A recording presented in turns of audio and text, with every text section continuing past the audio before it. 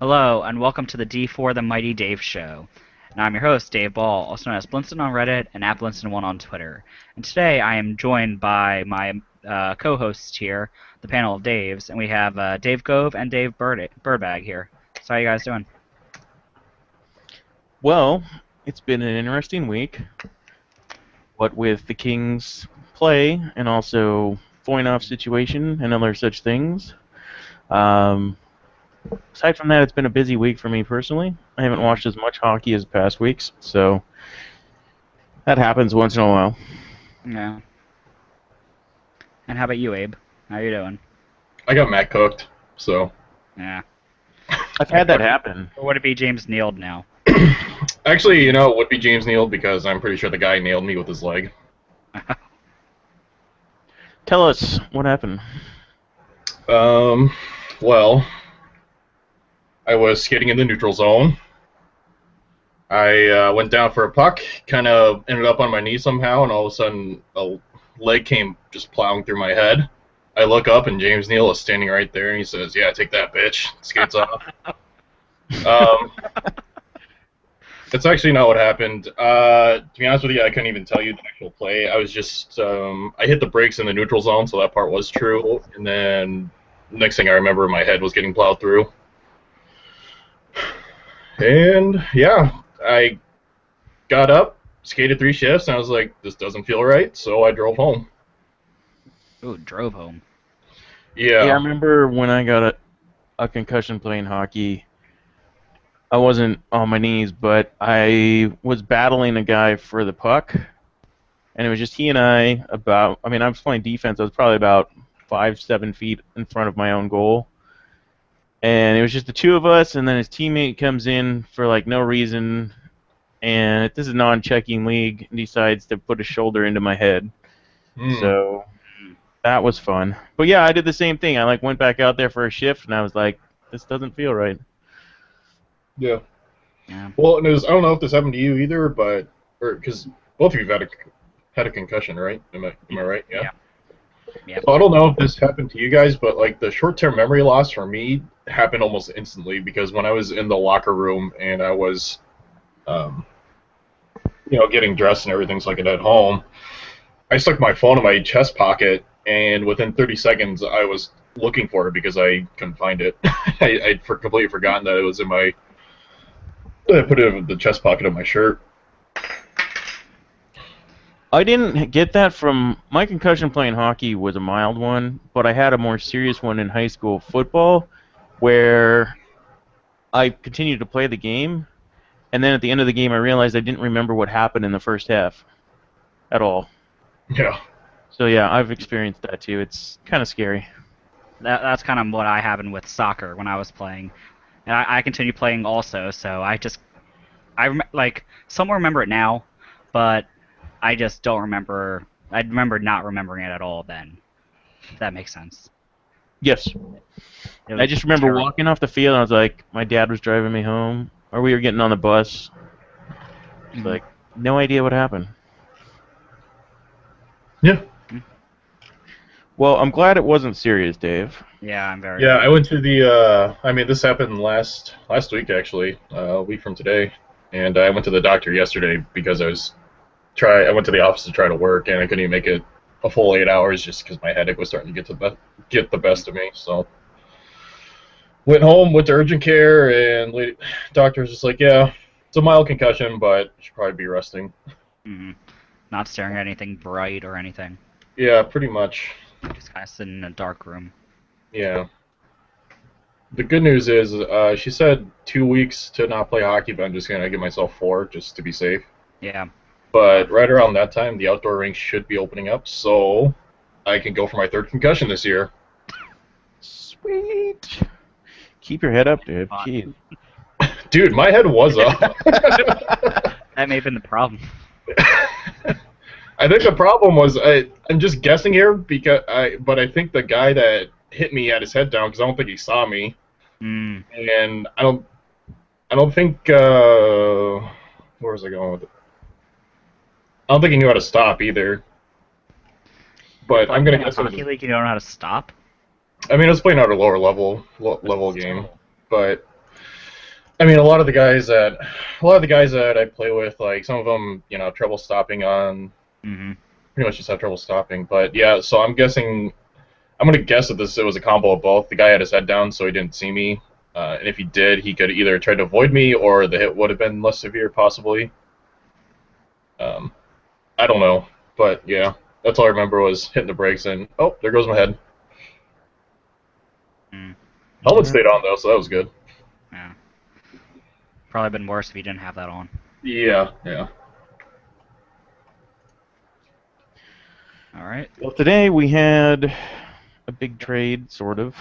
I guess. Jason Ramirez traded to Dallas for Brandon Dillon and draft pick. I think that this appears to help the Stars a little bit, but I don't really know how I don't much know it's much been. about either of them really. So. Jason Ramirez is not bad.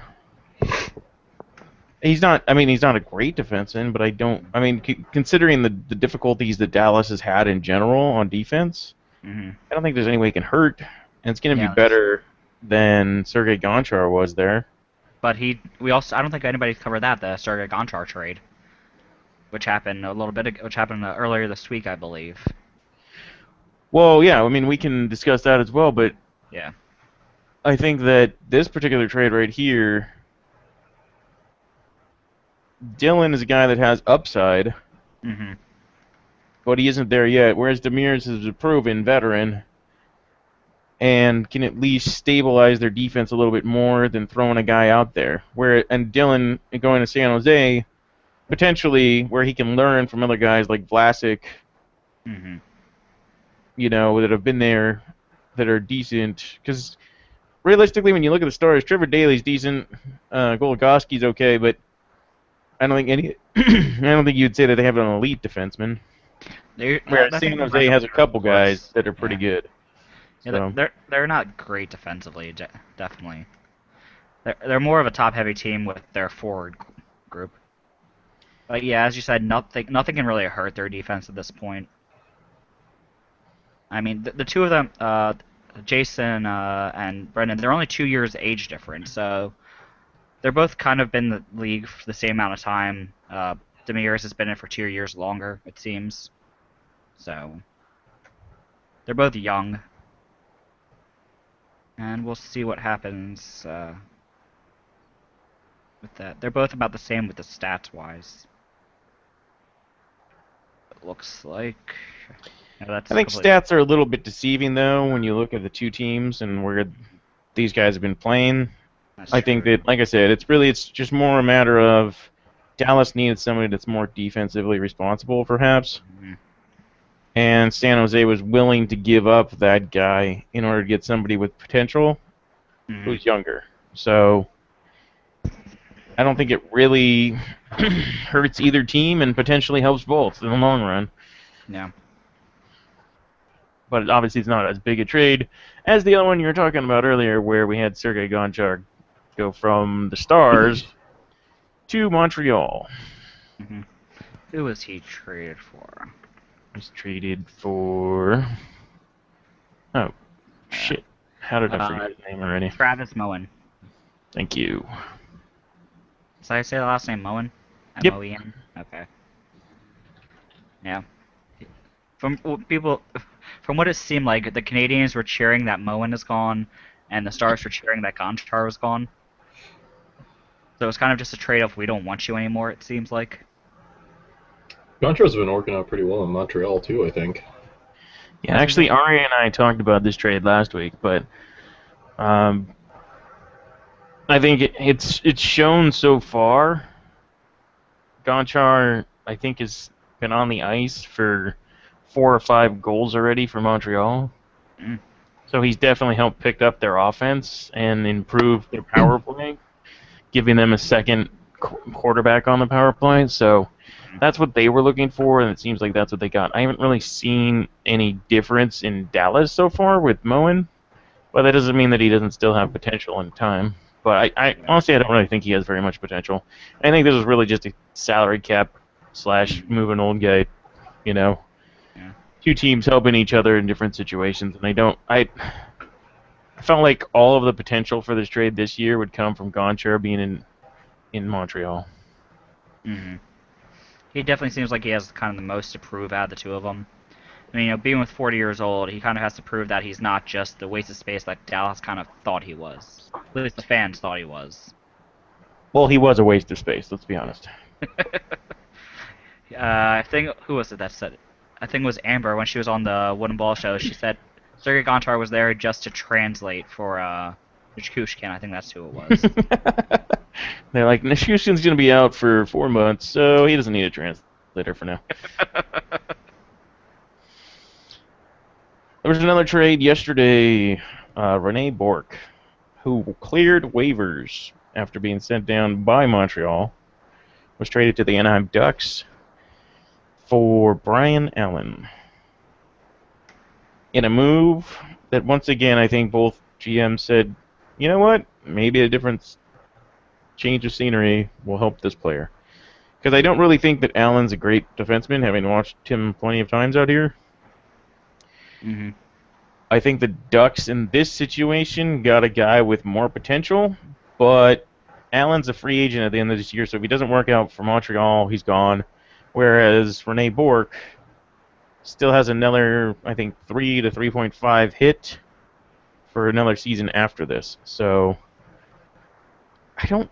it was kind of a weird move to me that the Ducks made because the Ducks defense has been so banged up this year. I don't know what your thoughts are on that particular trade. Didn't Rene Bourque get a hat trick for the Canadiens in the last year's playoffs? Yeah, no, he's a guy that went from a lot of upside and good vision and working hard to just completely shitting the bed this year. He's been god-awful. Like, I don't know if he's potentially possibly banged up and nobody said anything, or he's just lacking confidence. Mm-hmm. It's just strange when you watch a player with a lot of upside who's shown that he can compete in a lot of situations, including playoffs, and then all of a sudden the season starts and it's like he's just lost everything that he had mentally. And that's why some people feel that trading him to another team is going to help him, because as of right now, he was lost in Montreal. And it didn't matter what line he rolled on, just nothing was working. Mm-hmm. Trading can definitely help a lot of players in that aspect. If they're, as you said, have a lot of upside, and they're just not working out, trading them would probably be the best bet for their career. On the Flyers, we saw that with JVR. We saw that when he went to Toronto. When he was here, he wasn't the JVR we kind of see now. And then going to Toronto, he has opened up so much up there. So trading does help players a lot. So we'll see if he can kind of start picking it up now that he's in a new place, he's on a new team, and he kind of has now a fresh perspective of what's going on out there.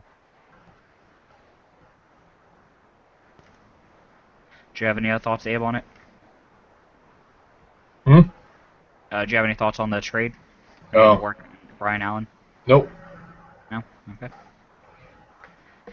Okay, we'll head into the next topic, which is Jason Spezza getting a 4-year contract extension for $7.5 million. What do you guys think about that? It's a good move. Jason Spezza is a solid player. Yeah. I don't understand why they wouldn't make that move. I mean, it might be by the time that runs out, he's not going to get a better deal. He'll be 35 when it runs out. 35, 36, yeah. Yeah. So you lock him up until he turns 35. Any contract after that's going to be a 35 plus. Seems like the right amount of time. 1-year deals for that after that. Because this is a guy that's been injury prone throughout his career. You don't want to lock him up long term, but you want to lock him up throughout the rest of his prime years.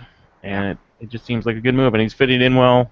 They obviously feel like so far he likes the situation, they like the situation. And from what I understand, he hasn't been doing bad for them at all. No. Playing as their second center, first line center, I think sometimes when they switch it up a little bit. So yeah, they've been doing fine with him there. I don't know how he's doing with the Alex Hemsky now. If they're clicking again. I haven't had a chance to watch much Dallas Stars games. Honestly, I haven't really either because they've been so bad. Yeah. And I know that sounds terrible. I mean, Jamie Benn and Tyler Seguin are both some of the funnest players to watch in the league. Mm-hmm. But beyond that, it's been kind of a train wreck all season for Dallas. Mm-hmm. So, while I do catch them here and there, yeah, I haven't really watched them as much as I have in previous seasons. Mm-hmm. Also, they're not in the Pacific Division anymore, so as a Kings fan, I don't get to watch them as much because they're just not playing the Ducks or Kings here locally. I mean, they kind of have the Dallas kind of has it bad in that Central Division that they're in. I mean, it could have been a little bit easier for them if they moved to some other division, though they look like they would be in the same exact spot in the other division, actually.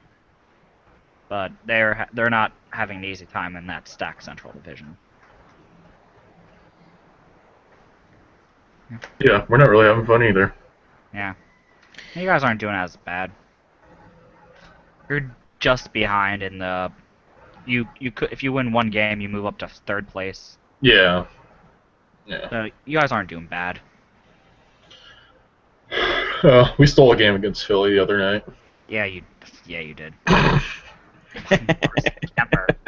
Fuck Darcy Kemper. You had no reason winning that game. We played for a solid 55 minutes, basically. No, you outpossessed us like a motherfucker. I mean, it took you, I think, third period is when you finally got above. Halfway through the second is when you finally got above the 10 shots, I believe. Yeah. You scored your first goal on your 8th shot. Yeah, no, it wasn't a good game. Yeah. We threw 39 shots at the goal. Only 2 went in. Ugh. Made me very angry. But at least Ron Hextall doesn't have to kneecap anybody now.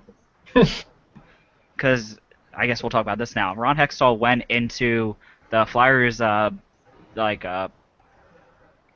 room. Locker room, thank you. Went into the Flyers locker room after the Rangers loss, in which they were shut out 2-0, and apparently started screaming at them, saying it was fucking embarrassing what just happened out there. And it's reported, reporters have it on their microphones. It's pretty awesome. They were all standing right outside the locker room waiting to go in and interview players, and he threw them out of there saying, "No, I'm talking first." And then he went in there screaming. And if Ron Hextall was screaming at me, I would definitely listen. He just seems like a very scary person. If Ron Hextall was screaming at me, I'd start running away because I'd be afraid he's gonna slash my legs next.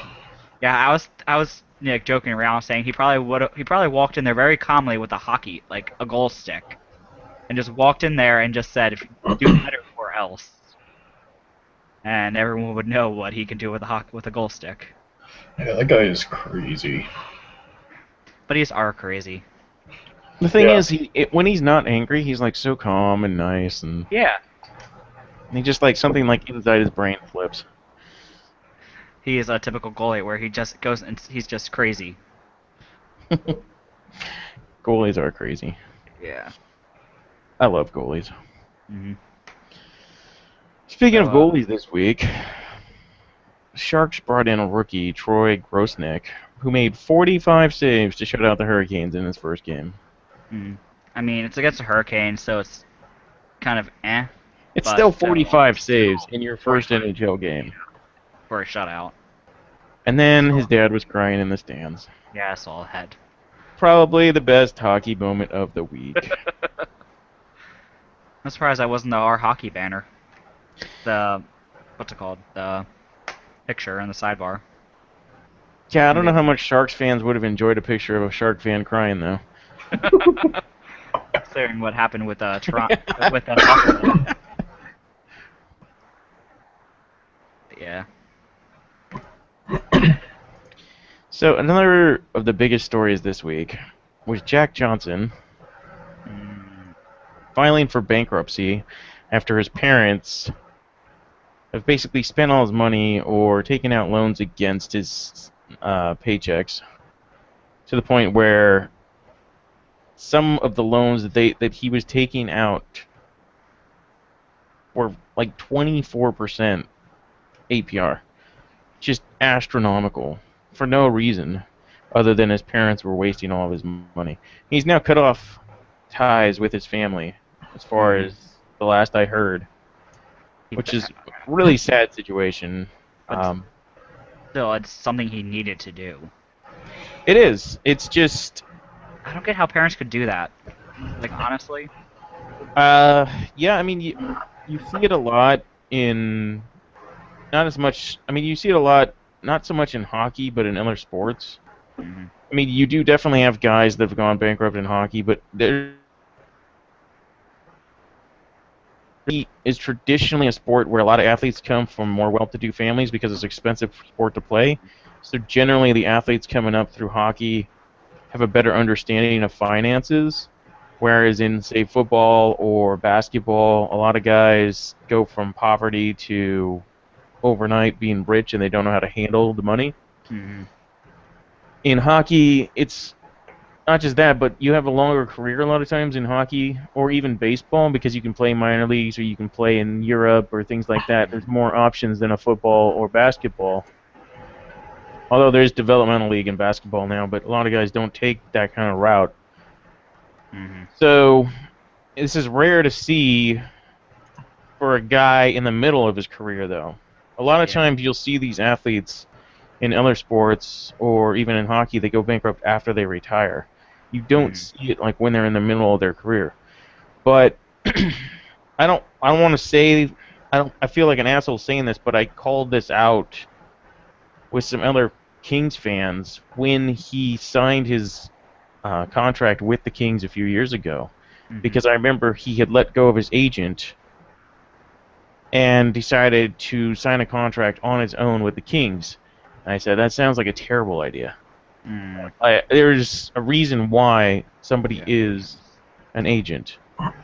His parents basically, from what I understand, may have been involved in that, in getting him to get rid of his agent and basically have his mom take over a lot of stuff, and that's just terrible. Yeah, from what we're understanding, it looks like his parents he wasn't really good at handling his money, so he kind of had his parents handle it. So then they took pure advantage of it, at least from what I read, which is horrible. I'm at a loss for words for kind of what they were thinking of using their kid like that. If you guys want to watch a really good documentary, ESPN 30 for 30 has a film called Broke, and it's about professional athletes that went bankrupt just from egregious spending and like a lot of things that they pretty much talk about too, because everyone they talk to are athletes that had to declare bankruptcy.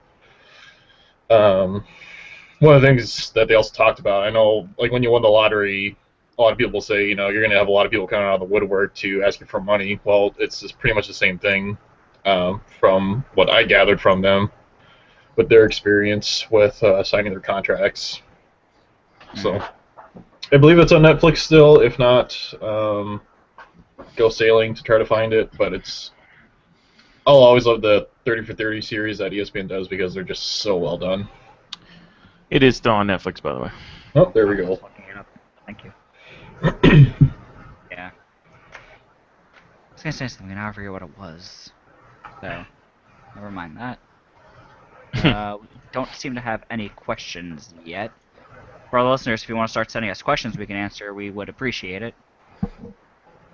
So, what topic would we want to hit next? I got a question for you guys. Sure. If since Thanksgiving is here in the U.S. next week, who would you want to have at your Thanksgiving dinner in the NHL? It could be anyone from coach, personality, anyone. Matt Cook, so we can use the skate to cut the turkey. I would say, first off, Willie Mitchell, because I know that might be a little weird, but if you ever follow Willie Mitchell on Instagram, all he does is cook food.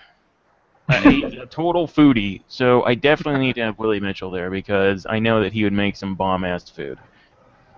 And then, of course, I would want probably Dustin Bufflin, because he would probably bring some awesome food too. Although he would probably eat a lot of it. I know he knows how to party. I know he knows how to get down at a big meal. So he's got to be good times. I picked Doc Emmerich so he could commentate the whole dinner.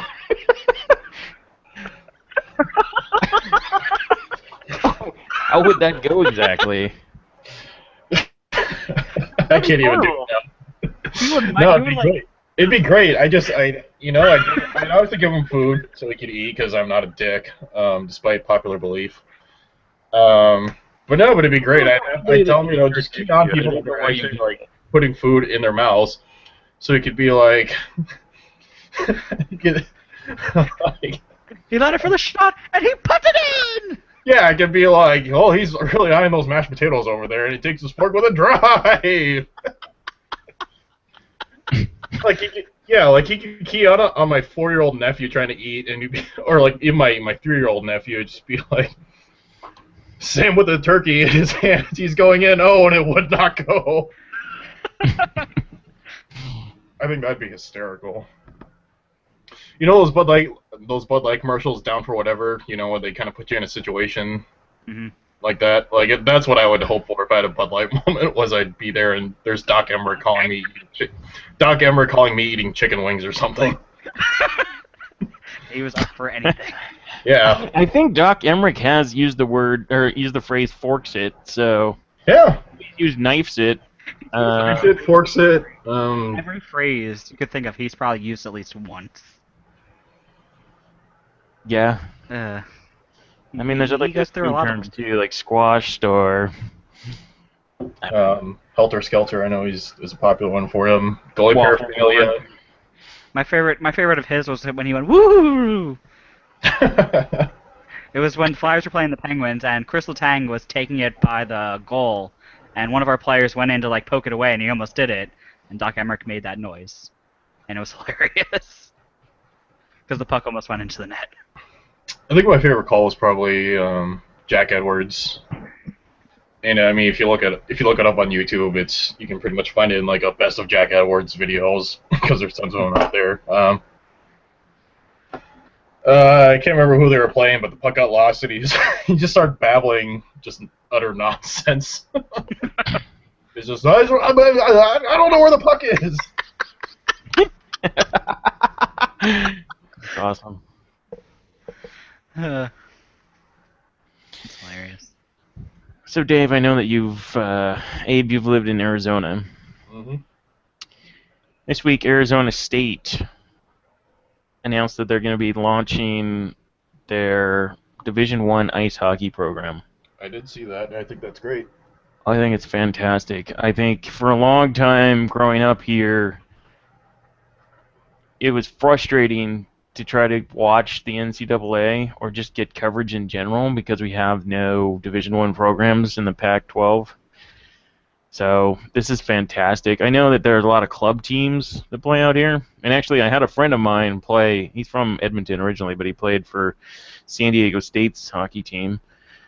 But yeah, it's just, I always love watching teams in non-traditional markets, grow the sport of hockey. It'll be nice too, because they'll be able to get their own arena. Or they'll at least share an arena, probably with the basketball team, I would imagine. Because where they were playing, I've been to that rink before, and it is. A lot of people complain.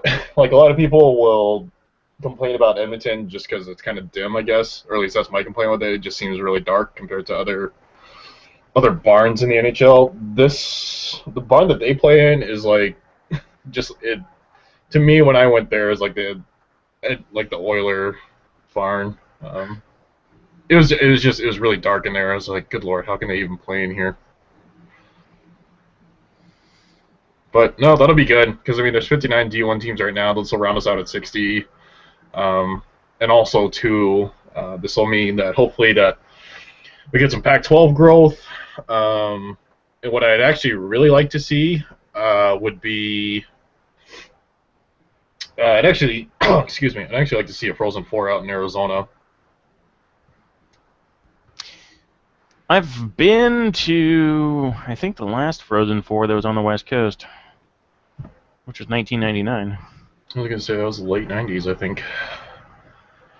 Yeah, I went to 1999 Frozen Fury final. Yeah, Frozen Fury. Frozen 4 final, which was Maine versus New Hampshire. And that went to overtime. It was fantastic. And actually, Paul Kariya's brother was playing Maine at the time. The obviously better Korea. What? Don't let Ari. Yeah, that's the only reason I'm saying this, because Ari isn't here. The obviously better Korea. Tweeted at her. Yeah, I mean, I know. I'm looking right now. Yeah, there has not been, aside from in Colorado. I mean, I guess Colorado's sort of western, but it's not really West Coast. That looks like it's the only time the Frozen 4 has ever been on the West Coast. It was in Anaheim, and it was one of the best hockey games I've ever been to, actually, just because of the crowd. College hockey I never had experienced before, but it really made me like it and appreciate it a lot more. Yeah, I think it's ridiculous that they've last year they announced the next 4 sites for the Frozen 4, and it's all Midwest and East Coast. I think it's pretty ridiculous that they're not considering going out west again, especially with the Kings Cup win, Cup wins, I guess, and just kind of the emergence of SoCal hockey, kind of really expanding because of that. Yeah. I think. And there's players like Matt Nieto or Emerson Edom coming out of California. And who's the kid coming in out of Arizona next? Good question. Well, anyway, it's growing slowly, but it's growing. I think the NCAA missed a pretty golden opportunity with not having the Frozen 4 out west.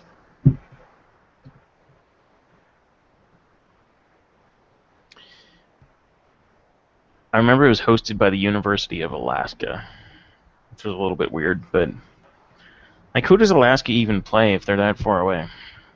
I know we played them. They were. I can't even tell you.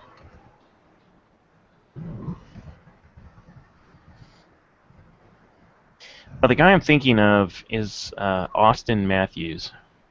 Okay.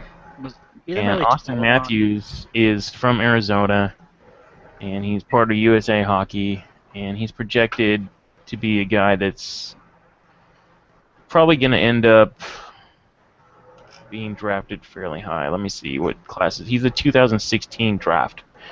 So next year. That's right.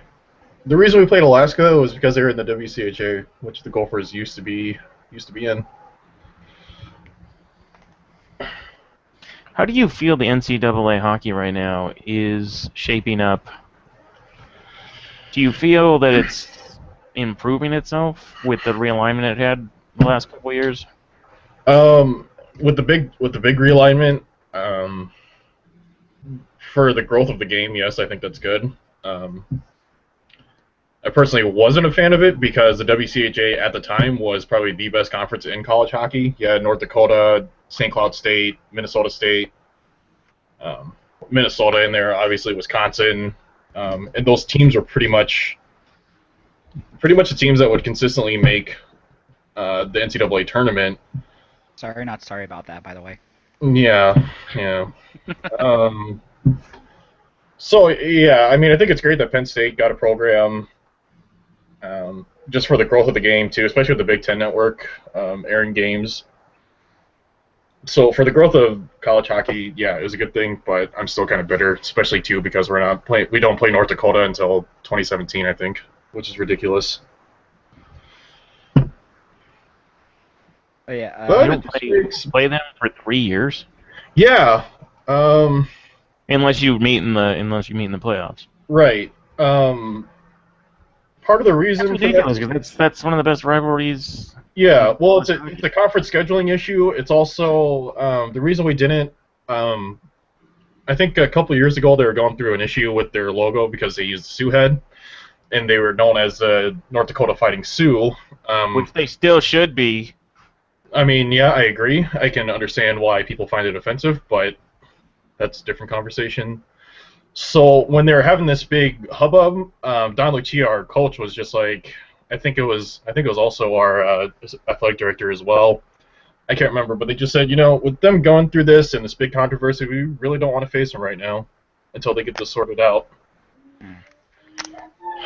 So, yeah, we do not face them until 2017 again. Okay. Looks like LA Kings Dave muted himself. Oh, well. But apparently J Star says to go fuck him because he looked it up while she was typing when she was looking up Austin Matthew. Oh. Yeah. So Wait, what about him? J Star says fuck you for figuring out before she got a chance to type it to you. Oh, that's cool. That's cool. Okay. I'm excited. I love watching, I mean, I guess it's just the non-traditional market in me. It's anytime I see somebody like that Hmm. make it to or be a prospect potentially, I root for them And it because shows that the game is growing in non-traditional markets. yeah, Mhm. I love that.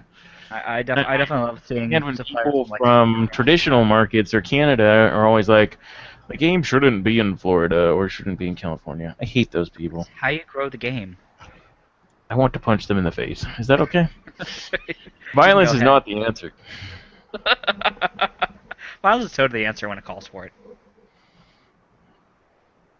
I'm just And saying. I find it so ignorant when people say stuff like that. Yeah, it's Like, let's keep our beautiful little game all to ourselves because I don't know. Hockey fans in general are pretentious and feel that they're better than everybody, but it's our inferiority complex. that is honestly the worst thing about hockey fans. Mhm. Hockey fans are so defensive when it comes to their sport because they always feel like they always act like they're the little kid or like middle child that's ignored or something like that. Like in North America, at least in U.S. sports, it's like you always have the big guys like football and baseball and basketball, and then you have other stuff coming up. Like people are always excited about something like MMA or NASCAR was big for a few years. Now it's like soccer's big, and somehow hockey always gets stuck where they're kind of not growing. I mean, they're growing in a sense, but not. So all hockey fans are just defensive and always trying to point out why hockey's so amazing and great to other people. And it's like, I was that way before at one point too, a little bit, especially here in Southern California. And now I'm at the point where it's like, I would rather just be like, you know what, come to a game with me sometime. Mhm. I'll teach I mean, you the game.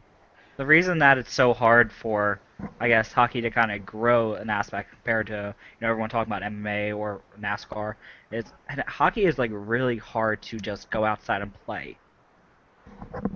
Like That there's is so much, very that's true. the biggest part of it. Like you can't just go outside and play a pickup hockey game.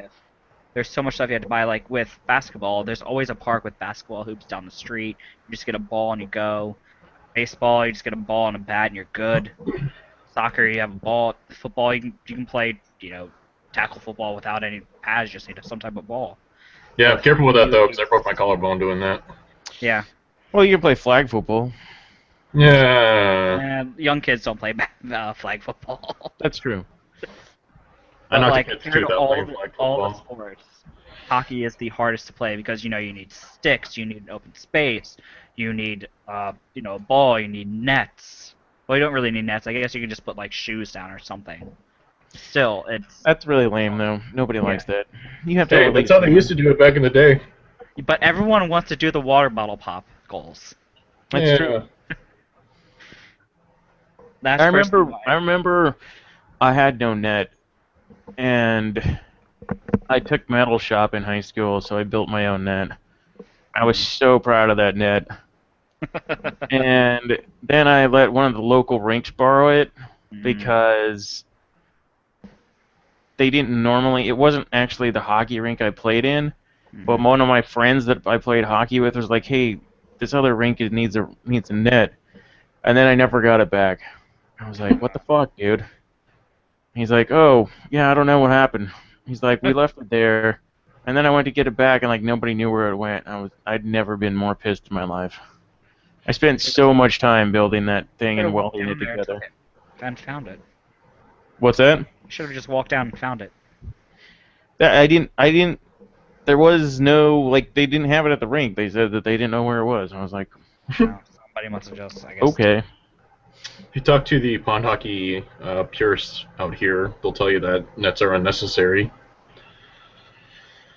Because what they do in the past was they'd put like their boots down, and that'd be the goal, or they'd just get like a stack of snow and Shoot into that.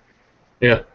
Well, not shoot into that, but like they'd set it up apart, and that'd be the scoring area. Okay. So if you got a puck past that line, that's Yeah, but I guess, but that's still, you still need skates to play on the ice, pond hockey.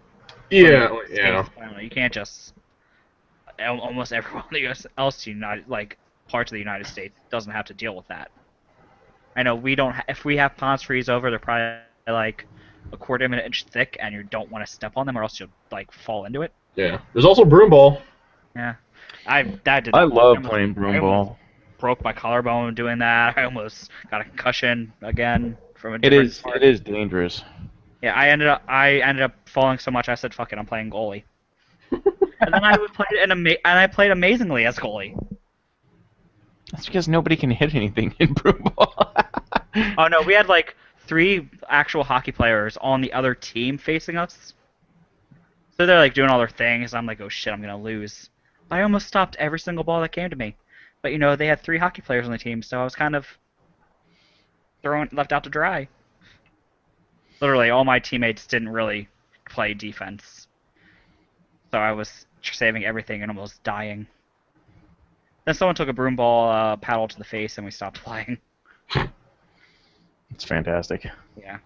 Like, the girl was falling, and as she fell, the broom ball stick came up and hit another girl in the face. And then we all walked away, not wanting to play anymore. Yeah. Well, that's old time broom ball for you. It doesn't stop until someone gets clocked in the face. Or someone falls on their head and breaks the back of their head open, I guess. But yeah, it was fun while we did play. So this week. Go ahead. Oh, go ahead. No, I was gonna say what are we gonna cover next? But yeah, you're on that. Well, I was gonna talk about Toronto. Oh, okay.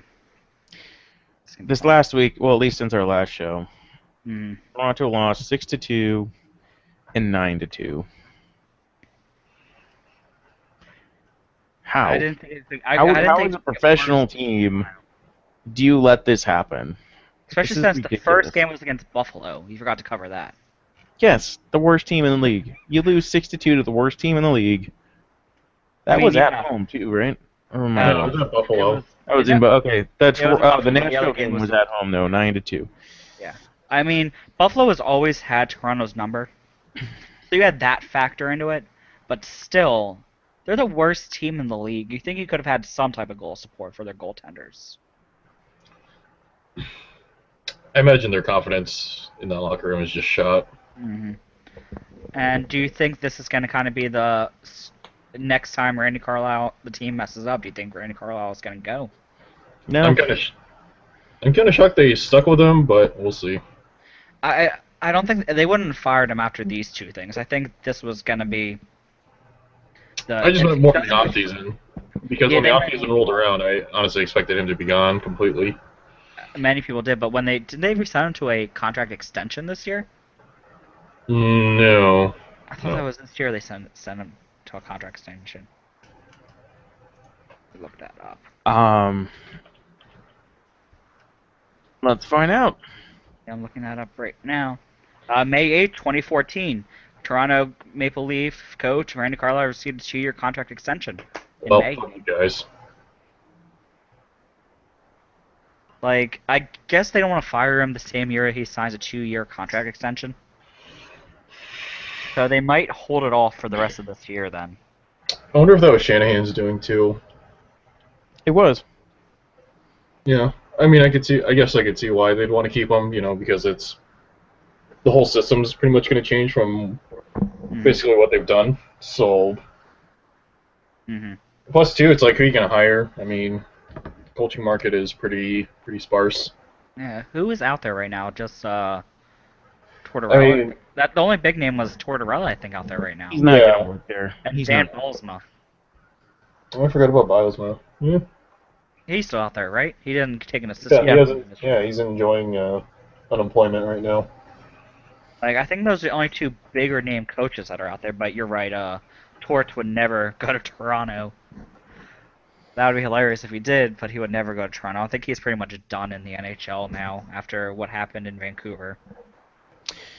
So I have a trivia question for you guys, or the listeners, if you want to throw this out there. There's no Reddit gold involved because it's too easy of a question. But Randy Carlyle won the Norris Trophy with the Pittsburgh Penguins, by the way, in 1980-81. Of all the defensemen that have won the Norris Trophy who are eligible for the Hall of Fame, there are only two that have not been inducted into the Hall of Fame. Randy Carlyle and who I know else? this one. I do know this one. Lidstrom? No, he's not eligible yet. Lidstrom will be eligible in the He's year. not eligible yet, is he? Yeah. I don't know. So- Throw it out there. Don't give it away yet, Abe. All right. Well, If nobody gets it, it is actually a pretty easy question. Yeah, I just posted it out there. So we will see. I actually don't know this one. Let me, I'm gonna look it up myself now. It's kind of amazing to me that so many players that have won the Norris are in the Hall of Fame. But then when you look at the other big name awards, I mean, you had a lot of guys that won Okay, multiples. I actually see it now. A lot of guys won multiple awards. I was Doug Harvey. Bobby Orr, of course, won 8. Brian Leach won 2. Ray Bork won 5. Yeah. Nicholas Lindstrom won a lot. 7, I think. Is that right? 1, 2, 3, 4, 7, yeah. 5, 6, 7. Yeah, Chris Pronger won 1. He's also winning with that long-term injured reserve. Yeah, we'll cover that next. That whole situation went down. It's Shea Weber so won at 8. of the guys that have won recently. Mhm. Do you think, given their career, at least a couple of these guys, you think right now Zdeno Chara is a Hall of Famer? He's I wouldn't say first ballot Hall of Famer. first ballot, but I don't think he'll get in there in like a slow year, a slow class year. What about Duncan Keith? He's won 2 Norris now. He's also still won very 2 Stanley young. Cups. He's still very young, isn't he? Oh, he's Yeah, he's still 31. pretty young. So, I guess I guess the ball's still out on him. I mean, he's their number 1 defenseman over there in Chicago. Yeah, he's 31 right now. I mean, I'm sure he's still going to play for a few more years. He probably won't be as of right now. He probably will not be a first ballot. Like he'll be like Zdeno Chara. He'll get in there probably a slow year if he does get in. Tim, I'm not that sure. I'm not that familiar with him 100%. Unlike you guys in the Western Conference. I think it's a given that Pronger's going to make it. Yeah. Obviously, Lidstrom's going to make it. I mean, they try to put the Pronger rule in effect this year. Yeah. With the Hockey Hall of Fame. Which I think the NHL turned that down, I believe. For all that you don't know, the Hockey Hall of Fame Commission, they tried to have Pronger, well, even though he's still listed as an active player, he's all intents and purposes done in the NHL. So they were trying to make it instead of from the last time you retired, make the 3 years from the last game you played, which would be this year's class coming up. Pronger could have been inducted. But I believe the NHL has shot it down, saying that he's still listed as an active player, so he's not able to go in yet until he retires. I think that's What about the other 2 guys that have won recently? I mean, they're still so young. It's hard to say. PK But Subban, Ariel Carlson, they're both too young to even think about that. I don't think. Yeah. PK, Like, PK I could see. I don't think Carlson will. They're both dynamic, but like Carlson is very offensive defenseman. PK Subban is a little bit more well-rounded. Carlson not so much. He is very offensive in. Yeah, I mean, if you're going to get inducted into the Hall of Fame as a defenseman, then you have to kind of play some defense. Yeah. I think I- somebody that hasn't won that will get into the Hall of Fame is Shea Weber. Yeah. Yeah. He Yep. is the best defenseman in the league right now. And Yeah, I it think is he has really been for a couple of crying seasons. He just shame. hasn't won. It's a crying shame that he's received second place the past like 10 years. Yeah. I mean, He's the Brad Park. Yeah. Many people have said that. I think Lidstrom's last trophy, Shea Weber should have won. But since it was Lidstrom's last year, they wanted to give it to him. I think that's what many people were saying about when Lidstrom got that last trophy Mm-hmm. in 2010, 2011. Yeah, I don't think. I think a lot of people agree that Lidstrom kind of got that just on being Lidstrom and not on merit. Yeah. But I also think that Erik Karlsson should have won his award. He barely played on the penalty kill that year. Yeah, the award is kind of seems like it's shifting into the offensive defenseman award. No, it totally is. Like many people were saying, you should have this trophy become the Bobby Orr award for offensive defenseman, and keep the Norris as the defensive defenseman, or just best overall defenseman award. That's I mean, kind I of could see the argument for Subban winning it, but Keith and Carlson, I kind of disagree with. Chara winning it in 09, I kind of disagree with too. Yeah. I mean, Chara is a great defensive defenseman as well. Yeah. I think that Duncan Keith's a decent defensive defenseman. I don't think he's the greatest, but I think he's still good. Lidstrom was obviously a good defenseman on both sides. I think it's really just been in the last 3 years that this has been the case. Because I really don't feel like, aside from Karlsson and Subban, that it's been just based off of scoring. I think that Duncan Keith won it last year, and he shouldn't have, and the only reason he did is because of his scoring. But I don't think that means that he's a bad defenseman. I think the scoring for him kind of just put him above who he was with. Like, it was kind of just a tack on to how he played. Yeah. I hate Duncan Keith, though. Why is that, Dave?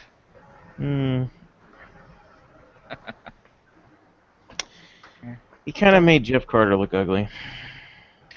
Yeah, but he apologized for that, so I mean, obviously it's okay, right? Oh, it's totally okay to hit somebody in the face with your stick. Yeah.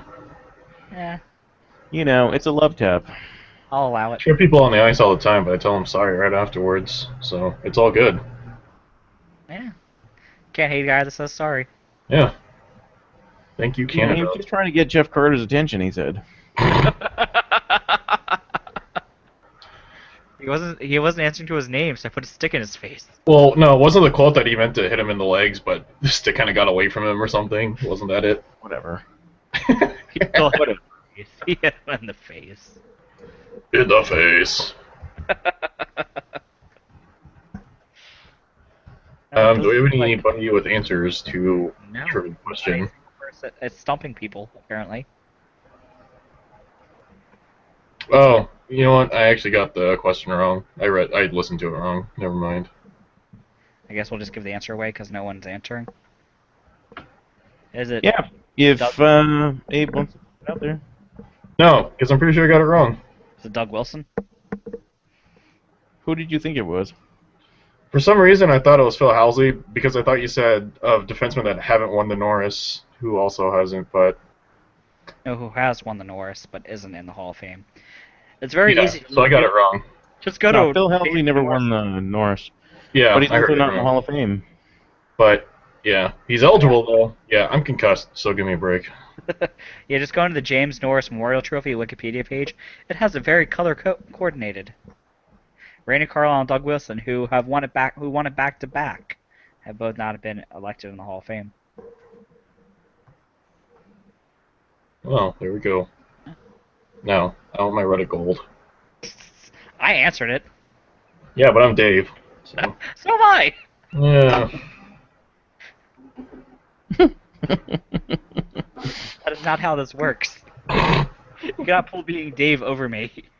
I said this was not for Reddit Gold, so Well, I'll give you Reddit Silver. dude, that is the best kind of Reddit. I think I'm close to running out of Reddit Gold anyway, so I definitely need it. I have 9 months left. How much do I have left? Hmm. Oh, I have 10 months, so I'm okay for now. Oh, almost running out. Only 10 months left. At one point, I was at a must be year and a so half. Thank you hard. very much. I was at a year and a half at one point. I am stressed about running out of gold. Oh no, sorry, correction. I have 8 months and 26 days left. I should probably think about renewing. 10 months and 13 days. Best part is I did not buy a single of it, and I love it. They loved me. Yeah, funny enough, my boss bought me a year of gold for Christmas. Really? Yeah. Your boss you Reddit? Your boss Reddits? Yeah. Yeah, he and I would send stuff from the front page all the time, just just stuff that made us laugh. So I have a year and 5 months left. I need to up my gold game, You do. apparently. I just kind of get it for random shit. So I do a lot of live facting or the Wayback Wednesdays, get myself and Terry gold once in a while. Things like that. I did get gilded twice when the start of the season came around, and K-Mad posted all the sidebar pictures that I made. Mm-hmm. So I got gold for that. I think I believe Cora gave me. I believe she gilded me on that. So thank you, Cora, if you're listening. I don't know who the other person was, but if you're listening, thank you. Speaking of gifting, are you guys doing the R Hockey Secret Santa? I am, and I hope I get Ari. I do not have any funds to be able to put to that. For non-malicious reasons. You work a full-time job. I just bought a truck. Oh, Dude, well. excuses, I just bought a car. My It's truck- $20, bro. I am poor right now. Dude, you're an engineer. Can't you figure out a way? Did you engineer some Build money, it. Dave? I can build I it. mean, solving problems is kind of your deal. I built bridges, thank you very much. Yeah, Dave, can't you make some concrete money or something? I I mean, use you concrete. could literally, I don't know. Instead of you going to Home Depot and hiring one of those guys to build your bridge, just go out there and do it yourself for a few Yeah, extra. we go to Home Depot to have somebody build a bridge for us.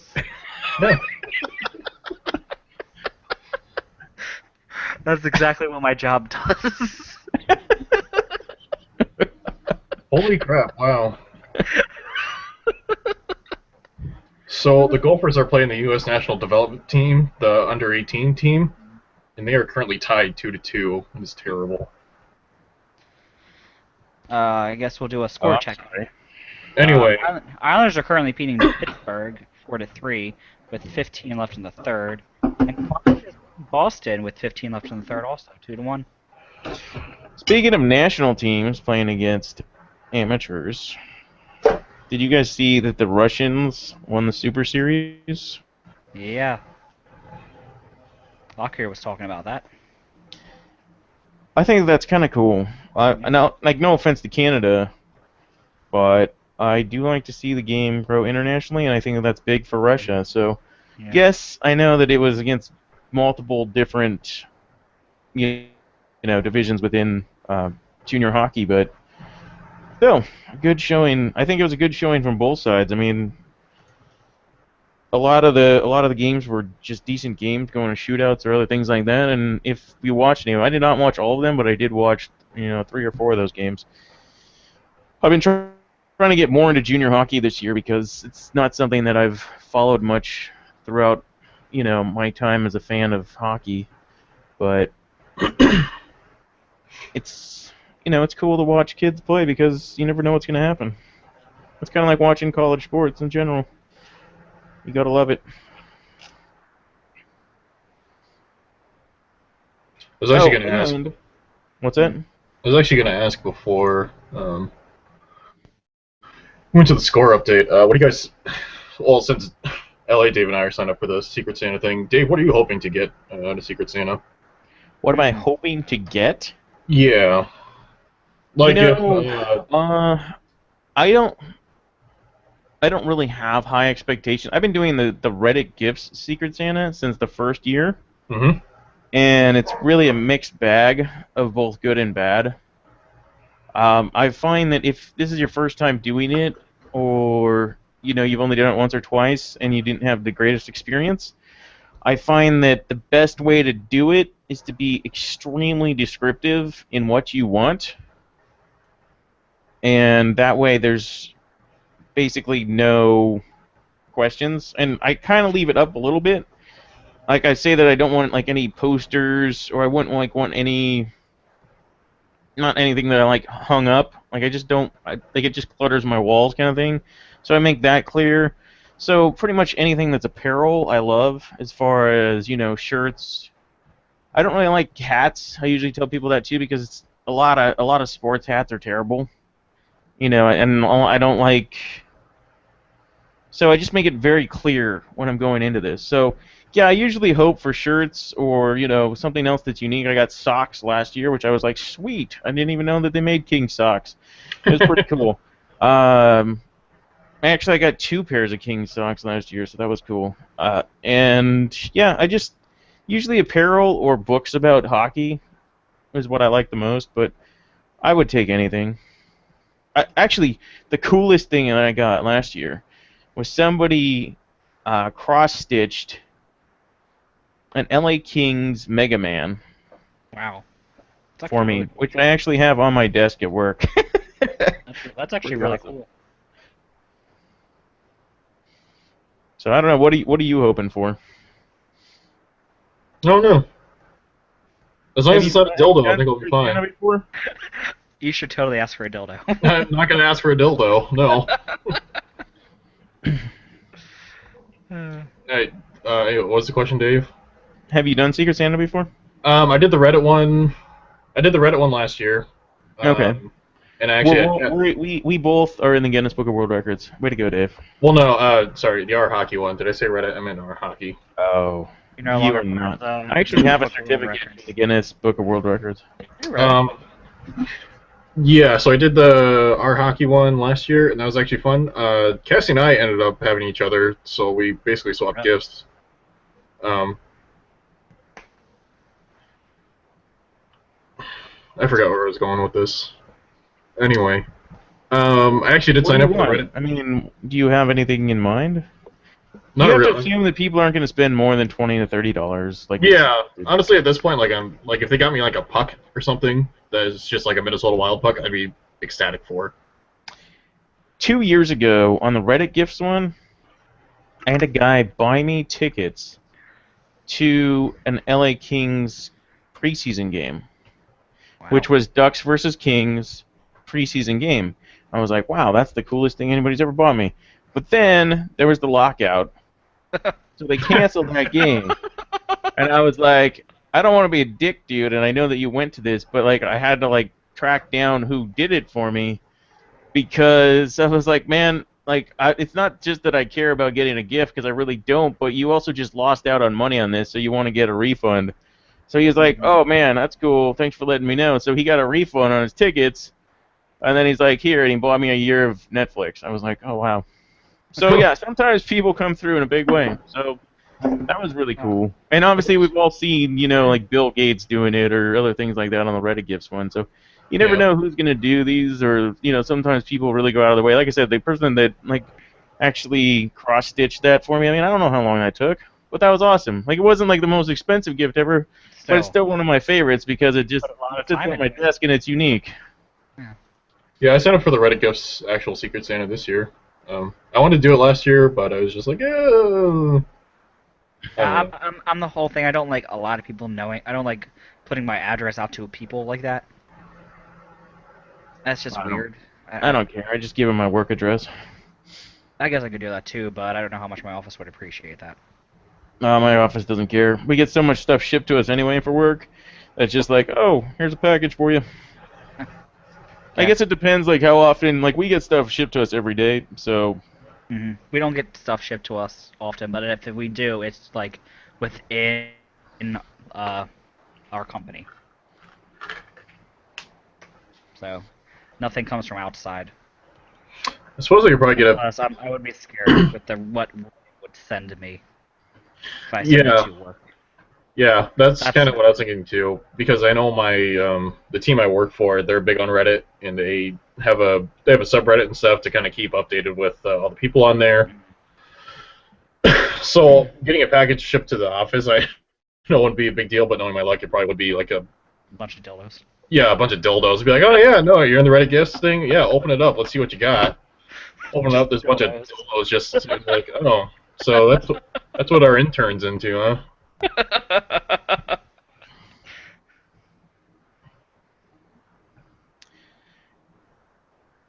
I kind of wish that we had an R hockey sub just for the exchange. Because having just one thread, I don't know. I was gonna say, talk to Kaner about that and see about setting one up. I'm a little bit surprised he came back to do that after he got kicked off the sub for banned or for whatever for a week. You got banned last year for a week? He got banned like a month ago for a week. Oh. Oh, I missed that. And then he chewed out K-Mat on Twitter. Oh, Subreddit drama. I totally missed that. But yeah, I think also another thing is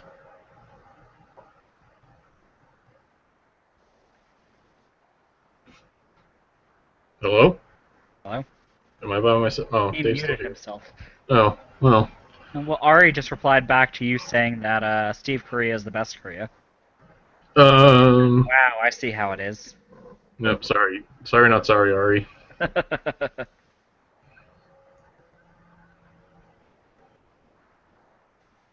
So, what do we want to talk about now? Looking at the topics. Well, Dave's muted, so I can't respond, so let's just talk Dave this whole time. LA Kings are a horrible team. I think why they keep winning. I fucking hate Brad Doty. hey, I'm Kopitar's sorry. the worst player ever. Somebody was knocking on my door. No, I was just gonna say, if you don't have an Amazon wish list, do that. That helps a lot. It helps link people when you do these gift exchanges. Just post it wherever, you can.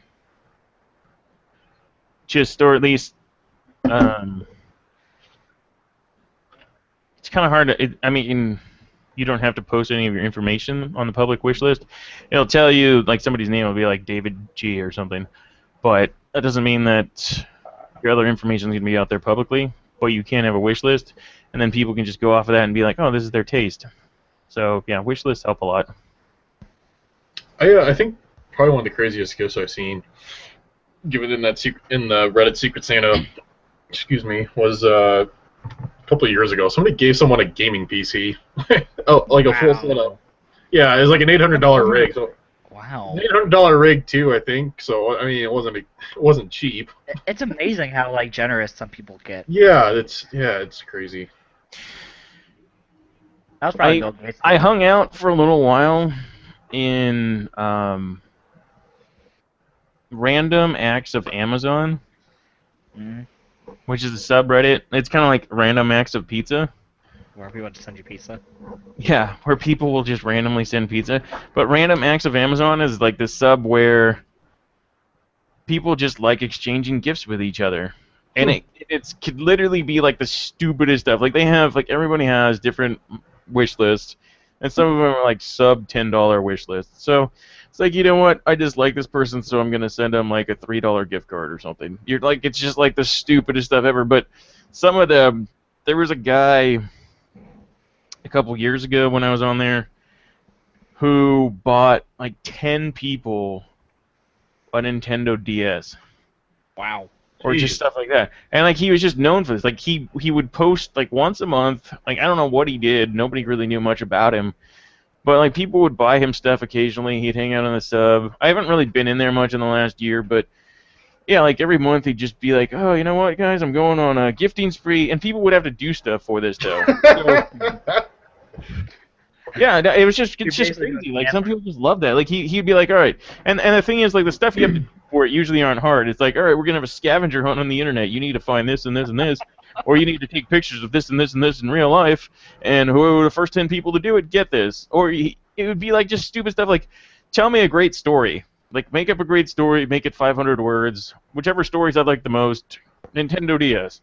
It's like just I don't know. But yeah, people are generous, and it's kind of cool. Speaking of generosity, shout out to Slipey for the month of gold for Yes, thank you, Schleip. calling us whiners. I got crybaby. What was it for? Go on Reddit right now. You'll see she probably bought you gold. Yeah, she called us whiners in mine. I got called a crybaby. Oh, she gifted me because I'm her favorite, Dave. What? Yeah. No. Oh, What did she she's my really favorite say? Sleepy too. Psh. Well, Obviously your favorite, Dave. you know what? That's fine because no one's my favorite. So fuck you all. Ari's your favorite, Ari. No. Yeah. No. Apparently Cora says, "Are we talking Secret Santas?" Because she wins. She always wins. I don't know how she always wins, but apparently she always wins. I think I know this story, but if she wants to tell it, she can. Since Yeah, but yeah. I don't It took I don't about 10 really know seconds. this story, so It'll take a little bit for her to hear this, and then for her. yeah, to- hit her up if she feels like sharing. Then go for it. If not, then well, I guess she doesn't feel like sharing. But invite her to the podcast right now. She can tell it's on air. oh, okay. Sorry, Cora. Well, I mean, reading it back, I mean, it would be more Better interesting to hear it, you know. from her, yeah. But I'll ask her if she wants to tell it first before. Oh, she says she's not going to tweet it out, so I don't know if she wants to okay. podcast it out. See, Yeah. told you. Oh, she probably. Ooh, Pittsburgh just tied the game, 4-4. Wow. This has been a really good game tonight, by the way. If nobody's apparently watching, Islanders Pittsburgh versus scored New York in- Islanders. 95 seconds. 3 goals in 95 seconds. Yeah, 5 goals in the first period. It's Malkin just being Malkin right now. Is it on nationally televised or is it just a stream? No, it's on MSG and then also the Pittsburgh Penguins network. So Root Sports. Yeah, I hate root sports. When I was at Penn State, they would black out CSN, so I would only get Pittsburgh stations. Mm. And it was terrible. Well, because, you know, Penn State's in the middle of the state, so obviously that's Pittsburgh territory. okay, usually when people say who has the worst broadcasting team, I mean we all know the Ducks do. So aside from the Ducks, who do you guys think have like the 2 or 3 worst broadcasters? Dude, it's Pittsburgh, no question. Everyone brings up saying Pittsburgh's terrible.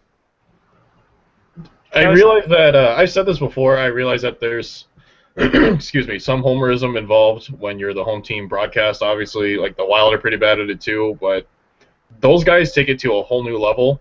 Like with Jack Edwards, you realize he's a homer, but he's also kind of toned it down, especially because NESN has been broadcasted on the NHL network. So he's kind of had to tone it down just because it's getting national attention. The Root Sports guys are relentless with their homerism, and it's ridiculous. I can't stand it. Yeah, it was terrible. I would honestly still watch it with the stream when I could easily watch TV and watch Flyers versus Penguins, just because I could not take them. I just think it's ridiculous too because do you guys remember the brawl that the Penguins and the Islanders had a couple years back when Trevor Gillies was still somewhat relevant on that in the NHL? Or am I the only one that remembers this? I don't remember that. Say again. Do you remember a couple of years ago when the Penguins and the Islanders had their brawl? It was like a line brawl, and I think there's probably good 100+ minutes of penalty minutes handed out that game. Do you remember that at all? Yes. Well, so I was watching. You can still find this, but I mean, I was watching.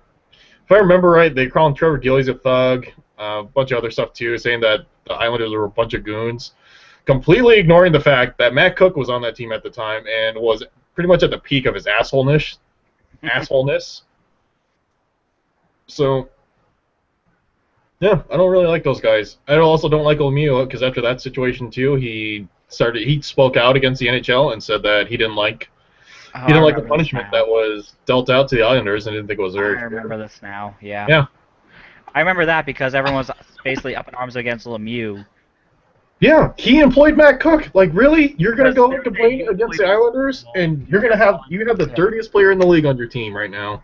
Yeah, he was saying that the Islanders are extremely dirty when they have Matt Cook Yeah. doing Cook things and James Neal doing James Neal things. Well, James Neal wasn't on the team at the time, or he was, but I don't He think wasn't James Nealing it up yet. Yeah, he wasn't dirty. No, but Matt Cook was pretty much at the peak. This is before he got suspended for the entire first round. Mm-hmm. So he's a complete dick. So Cora told me the story about her Secret Santa experience, Oh. Yeah. and I shared the image in our private chat here. But for those of you listening that I can't share the image with, it's 12 inches long and it's double-sided.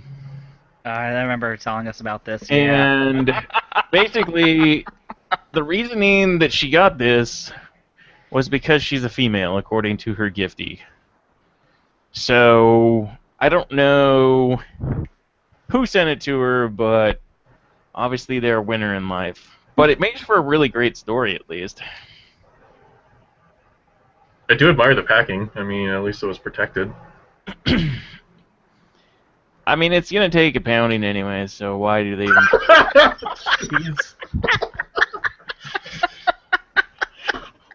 That's terrible. I'm so sorry, Cora. Yeah, I blame Dave for that one. I had nothing That's to do totally with it. my fault. That's all I King's Day. Hey, you know what? It's a funny story, though. Yeah. It sucks. Honestly, that's a terrible gift, and I feel really bad for her. I feel bad for her too. It It's a great story. I will say that, okay, in a previous, the first username I had on Reddit was I Need More Lemons, which is a username I use across the internet for other things. I'm sure you can find me on that on many things. But one of the first Secret Santas I did, somebody sent me a box with lemons. So I understand how shitty it could be to get a terrible gift.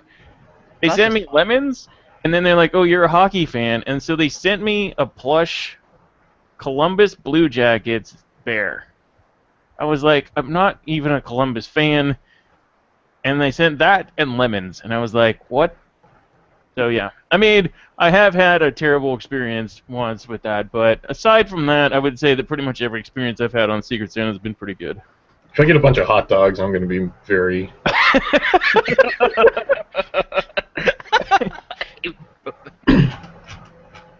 I mean, I guess I'm setting myself up with the name that I have, but unless they're overnighted to me, they're probably going to be spoiled and gross. Your name's not Sausage King now, is it? No, How it's still Abe Froman, but if How people do they get know about sausages? well, Ferris Bueller is a very popular movie. I've never seen it. I'm that young. Oh, god damn it, Dave. I'm very bad with movies. I think we've been over this before. Probably, and you disappoint me every single time. Remember, I went for Snow Dogs a couple weeks ago instead of any other. Oh, you weren't there for that, but you listened to it. I went for Snow Dogs instead of any other like dog racing. Yeah, you also got Little Big League and Rookie of the Year mixed up too. That's actually the bigger crime here. Little Big League. Yeah. How's that? Wow, Dave. Oh, God. This goes back to a point I made before that there is a serious lack of kid sports movies these days, and within the last, since I was a kid pretty much. I mean, what was the last great sports movie for a kid? It's just... Oh, Rookie of the Year, obviously, because I totally told that one correctly. oh God, you ruined a masterpiece, sir. I totally told it correctly. Some No. kid breaks his arm, gets a better arm, throws the ball a bunch, and then has to go out at bat one time, and everyone gets angry about it, and then the movie ends because he lost. Damn it, Dave! That's the gist of the movie. No, that is not. What's the moral of the story here? The moral of the story is enjoy being a kid. The mom gets to be with the dad. With No, the damn other it, Dave! pitcher. Shut the That's the fuck moral up. of the No. story. The moral of the story is don't take yourself too seriously, and if you're a kid, which obviously I was when I watched this movie, just enjoy being a kid. Because there's no point in rushing adulthood. I was a kid too, and this is what I took away from the movie. God damn it, Dave. Well, since it is the holiday season coming up, Oh, yep. Hmm. Thanksgiving in the U.S. here. yeah, Just and next then week. Christmas is only a month and 4 days away. Yeah, I'm not looking forward to having to figure out what to buy people. Luckily, I, nobody in my family buys any gifts anymore because we're all adults, so I don't have to worry about that. Oh, look at you. I got Ari a nice gift for Christmas. Not gonna. She already knows what it is, but let's see what else. Dave, for the Flyers, I'm going to give you a defenseman. Which one? LA Kings Day for Christmas for the Kings. I'm going to give you some more cap relief. Oh, sweet. Can I trade that in for our defenseman? No, Oh. Oh. you'll get a defenseman and you'll like it. We can't afford him though. Dude, I'll give you Justin Falk or someone. It'll be good. We probably still can't afford it. So my question is, with Christmas coming up, Mhm. if you could buy your team something, what would you buy them? Cap relief. Well, So that's taking you're gonna something- spend money to save money. Yes. This is like luxury tax and other sports, Dave. Jeez. I wouldn't know what I would buy them. The ability to play a full 60 minutes for every game. Not even have to win, just play a full 60 minutes. That hasn't happened. I would buy Parisi a bubble to put around his head so he doesn't injure it any further. His face is already messed up. Now It he's is. got It's so ugly. God. wow. Let's Oh, we're Let's going back go. on the ugly NHL players. slow our roll Touch that here. every week. Oh, he also had that concussion as well. Actually, no. You know what I would do? I'd buy the whole Wild team a lesson on how to score goals on a goalie. They did it pretty well last night. Well, like I said, we stole that game. If I could buy anything for the Kings, I would buy them a shooter tutor because their shooting percentage is god awful.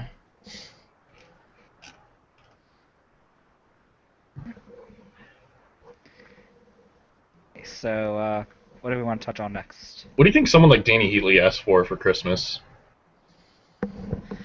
Why does he even need to ask for anything? He sits around and he's making a ton of money right now doing nothing, and his team's in first place. I mean, literally, like, he's done them absolutely no good this season. They're still in first. He's like, sweet. I just get to sit here rehabbing. Is he still out with I'm injury? making a couple $1 million on a first place team. They're not in first place. They're in second right now. Who, the Ducks? Montreal's in first, 31 points. Montreal's in in our second. division. Sorry. Oh, in the division. Okay. Kind of Yeah, important. Dave. Jeez. Jay Star just said she'd buy her team a cup. Oh wait, they already tried that. My team tried that too. It didn't work out that well either. Can I just say, as sexy as Lundqvist is, I hope he never wins a cup for as long as he's with the New York Rangers. I agree with Why? you. I agree with you. Because it's a division rival, I hate him. Yeah.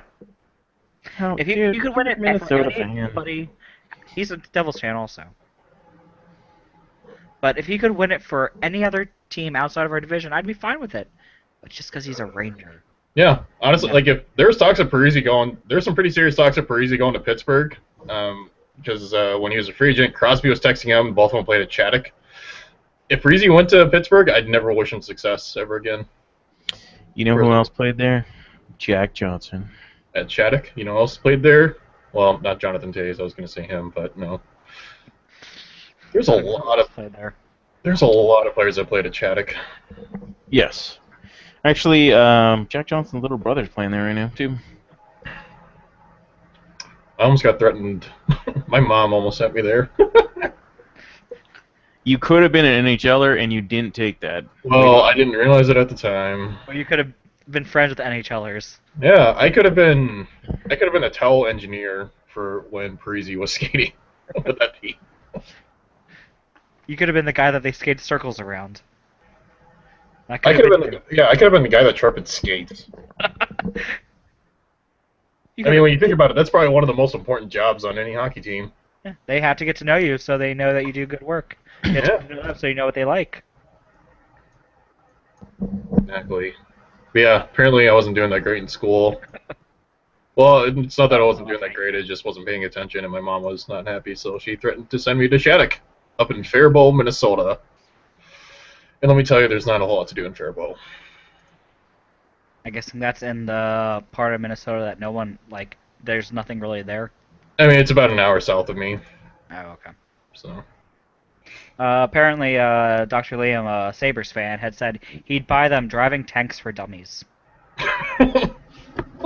I don't know if any of you have gone on to our Sabres, but their sidebar picture is amazing. Well, let's check it out. Is It's it still just our saying- Sabres or Buffalo No, Sabres? you'll see. Oh, it's our Sabres, Sabres. Okay. Let's see here. It's amazing. Yeah, that is pretty good.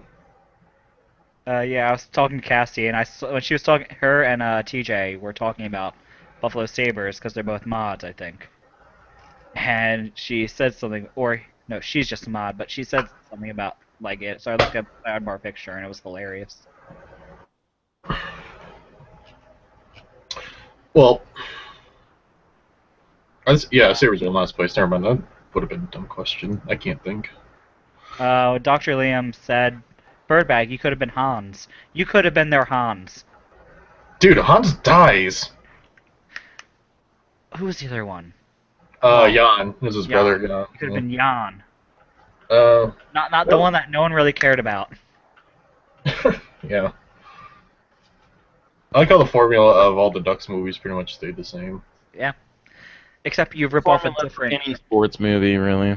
If you're gonna do a comeback story, you do it exactly like the Miracle story, which is what Mighty Ducks 2 is perfectly. And you always have it come down to a type of shootout, or shootout type of goal, or a penalty shot in D1 case. How did it end in D3? I don't remember. I don't. Puck gets past to Goldberg. Goldberg scores the game-winning goal Right. with seconds left. Right. Everyone got confused why Charlie passed it to Goldberg. Goldberg? So dumb. Yeah, Do not D3 question was, the Mighty Ducks. D3 was easily the worst movie out of that series. D2 is personally my favorite. D1 will always be the best. Honestly, I went back and watched D1. It's amazing the type of acting you let go when you're a kid. Oh yeah, because you don't notice it at all. But like, I went back and watched it. I'm like, how do these people still have how did any of these people still have jobs after this? Which then again, I'm pretty sure the only one that went off and actually did something was that played Charlie. Pretty sure he was the only one that did something really afterwards. Mm-hmm. Yeah, he had a I think career. that was like Emilio Estevez's like last big movie. I couldn't tell you. No, I mean, well, Emilio's dropped out of the spotlight, but I know that he was making appearances here and there. Yeah. Actually, what's her name? The chick that played, I don't know her name. The cat. The one or, that played Connie. Connie. Oh, the Velvet Hammer. Yeah, she's gone on to other things. What does she go on to be? She was in Grey's Anatomy. Was she? Her name is Marguerite Moreau. Yeah, I knew that she had done something. I just didn't remember her character name in the Mighty Ducks. But yeah, I know Connie. Joshua Jackson has gone on to do something, obviously. Yeah, Joshua Jackson has. He's in Fringe Aside from that, yeah, but that's no longer around. and Dawson's Creek, which is huge. Yeah. And he's married to Diane Kruger. Damn. Is Yeah. he? Oh. Lucky him. So good for him. Babe time population her.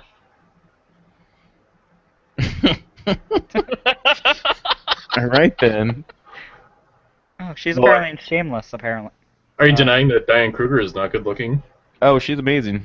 Yeah, You know what's funny is when she was in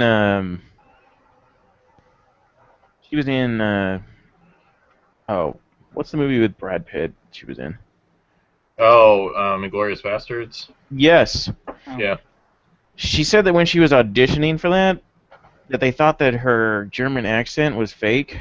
It sounded too fake. And she's like, I actually am German, and I think English is her second language or something. Yeah. And they're like, oh, Born in Germany. Yeah, yeah. She speaks fluent German. Her mother had to send her on student exchange programs to improve her English. Her English. And her English. That's something I need to go through to improve my English. I just found that funny that the people didn't actually know what a German accent was supposed to sound like. They don't all sound like, World War II German that we all think of. Yeah. So the Islanders and Penguins are going to overtime. Mm-hmm. Are they? Also, Boston and Columbus are going to overtime. Wow. Hmm. And New Boston Jersey came New Jersey back. has not started yet. That's starting in 5 minutes. Yes.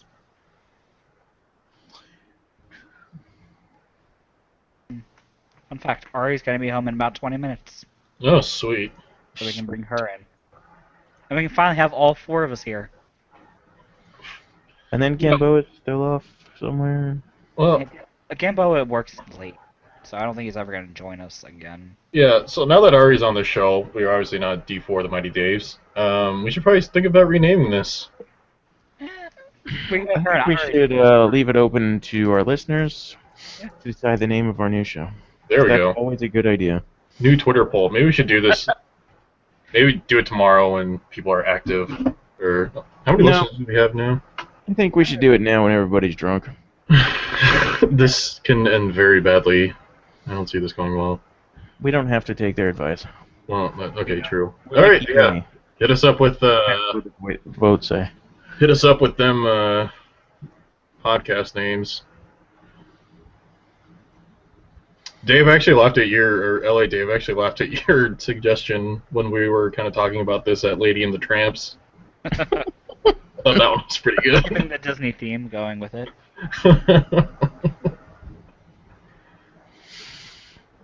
Well, I mean, I'm not trampy. I don't know about you guys. though. yeah, I don't really think any of us are really trampy. None of us is. I think we're all fairly gentlemanly. I'm a good We wholesome all man. wear fedoras and say my lady. I tip my fedora at the. Yeah. Thank you, my lady. Tips fedora. I don't think I could ever wear a fedora. I've seen people wearing fedoras here in Minnesota. I'm like, good lord, please do not let this catch The on. only time I would wear a fedora is if it was ironically. So it'd be your I think art you could wear it if like you were out in like a walkabout in like Australia or something and be totally cool with it. When I go on my yearly Seriously, walkabout in help block the Australia, sun. Just get over it. when Yeah, I go on my monthly walkabout in Australia, I'll definitely have to bring that with me. Hey, I mean, you never know when you're gonna randomly end up in a walkabout in Australia. I'm just saying. Australia also has drop bears too, so I mean the fedora could I help would protect you from that. Well, fedoras protect you from everything. That's why they always wear them. Yeah, they literally are useful. It's just they're ugly. I mean, you can have the stylish like 1960s like Mad Men style fedora, but that only works if you look like John Hamm. So. But bro, Indiana Jones wore a fedora, so why can't I? Yeah, but his looked cool because he also happened to wear an awesome leather jacket and have a whip. Dave, I was being sarcastic. Jeez. Yeah, I'm don't you not have sarcasm sarcastic. sensors? Speaking of Indiana Jones, I was on the Indiana Jones ride on Sunday with some people from our hockey. How did that go for you? Was it fun? It was fun. The first time I rode the Indiana Jones ride, I sat in the very front of it because I kind of wanted to experience it. Philly Dave, have you been to Disneyland at all? Disney World, but not Disneyland. No. Don't they have an Indiana Jones ride there? They have the show, but I don't think they have a actual ride. Well, Dave will know this. There's a part in the Indiana Jones ride where it kind of comes to a stop. It kind of creeps along, then just stops. And then you feel air kind of come across because it's supposed to simulate the blow darts, or the poison darts, and then you back up and then you drop down. Dave, you know what part I'm talking about? Yeah. Well, I was sitting up front for that. And this is my first time on that ride. When the air came across for the blow darts, I started freaking out because I thought something was legitimately shot at me. That's awesome. And then I realized that, oh, Disney's not going to poison me. Yeah, we only have the event spectacular. That's all we have at Disney World. I see.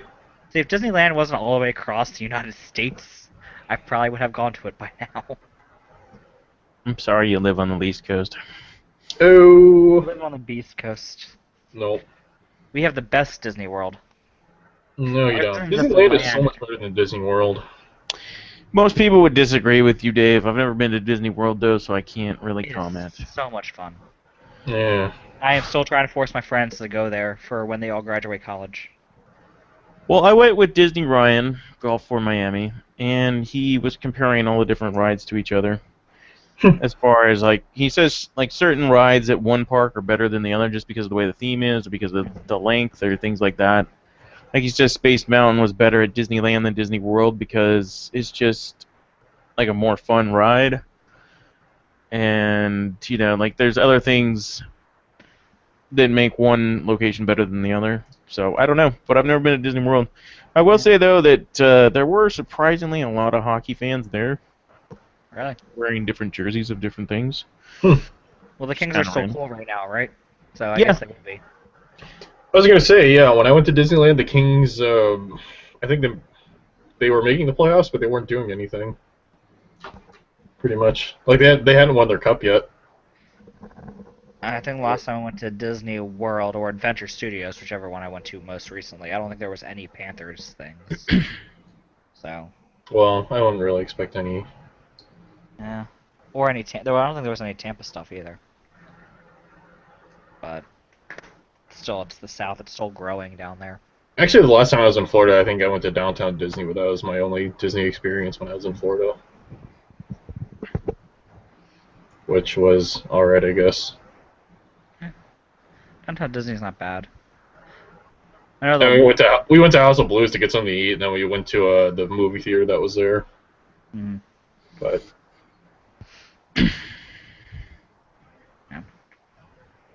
So, Good. oh, no, I was just going to say, I'm looking at Columbus right now. Hmm. They're obviously last in the Metropolitan, but they made the playoffs last year. They've had a ton of injuries right now. Do you guys think that they have any chance of rebounding this year? I mean, we're almost a quarter of the way through the season. If It depends on how long their injuries are out. It really depends on that. Whereas if Bobrovsky doesn't come back in for like another month, they're probably not making the playoffs.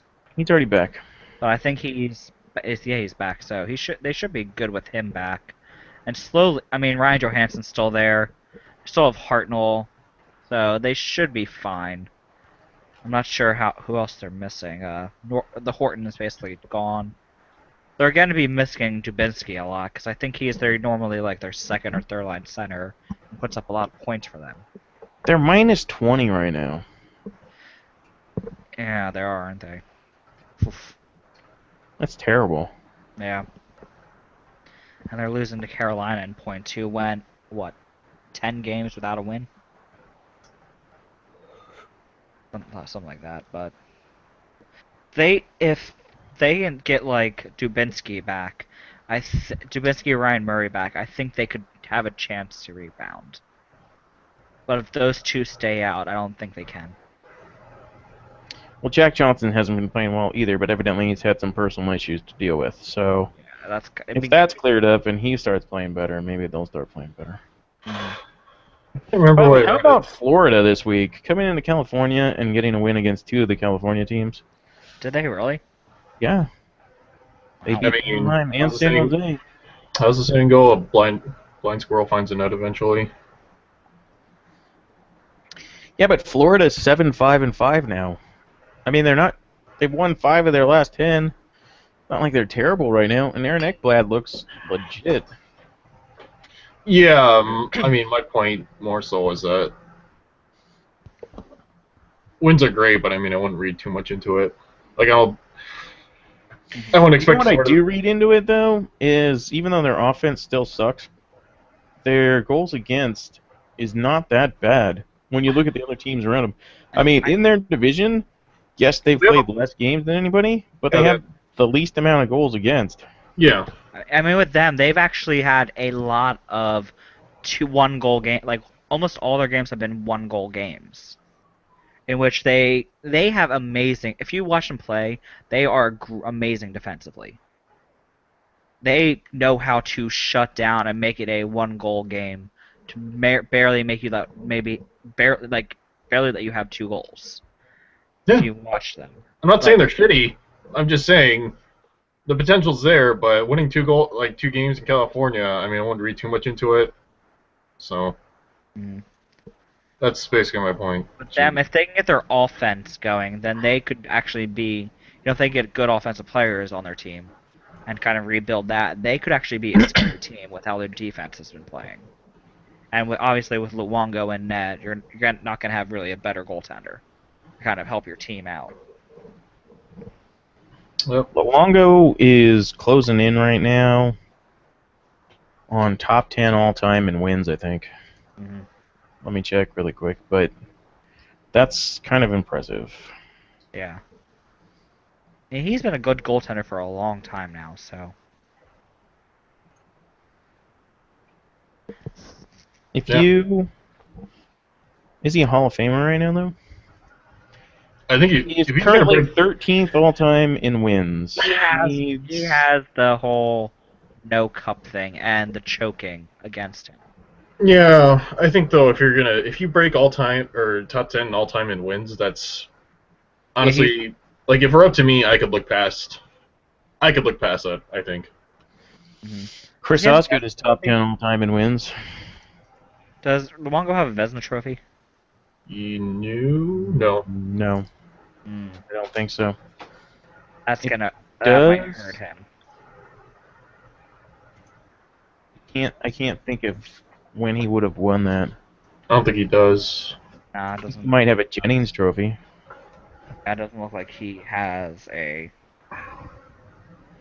Nah, he doesn't. And I think that might work against him. Yeah. It's unfortunate, too. I mean, he's kind of... Martin Brodeur won a couple of his Vezinas in years he probably shouldn't have. Yeah. So... I think what'll actually help Longo's case, though, is that, I mean, he's got a... When did he come into the league? 99. 99? Okay. So he played in the league before and after the lockout. And 2004 lockout had a ton of changes to it. You know, they got rid of the 2-line pass. Goalie pads became smaller. I think when you're able to go top 10 in all-time in wins, basically a transition period because it's practically a new game, I think that speaks leaps and bounds to your overall skill level. So. And he also has the gold medal to help him. Yeah. That's true. He has 2 gold medals now because he went to the last year's Olympics, right? Mm-hmm. He was one of the goaltenders who went to last year with them, I believe. I don't know. I don't think he did. I don't think he did. 2014, yeah, he had the Olympics 2014. Oh. He played 1 game which they won. Ari's calling us. Why are you calling us, Ari? You're already in a call. Why can't you just... Because I didn't send it to her yet? Well, damn it, Dave. I didn't know she was home. Killing me. Ari. How do I... I'm sending it to her. Just invite her from the top, yeah. Yeah, I got it. Like, all my phone started buzzing, my headphones started making noise, and I'm like, what's going on? I invited her, so she should be here momentarily. Everyone prepare yourselves. God, Ari's coming.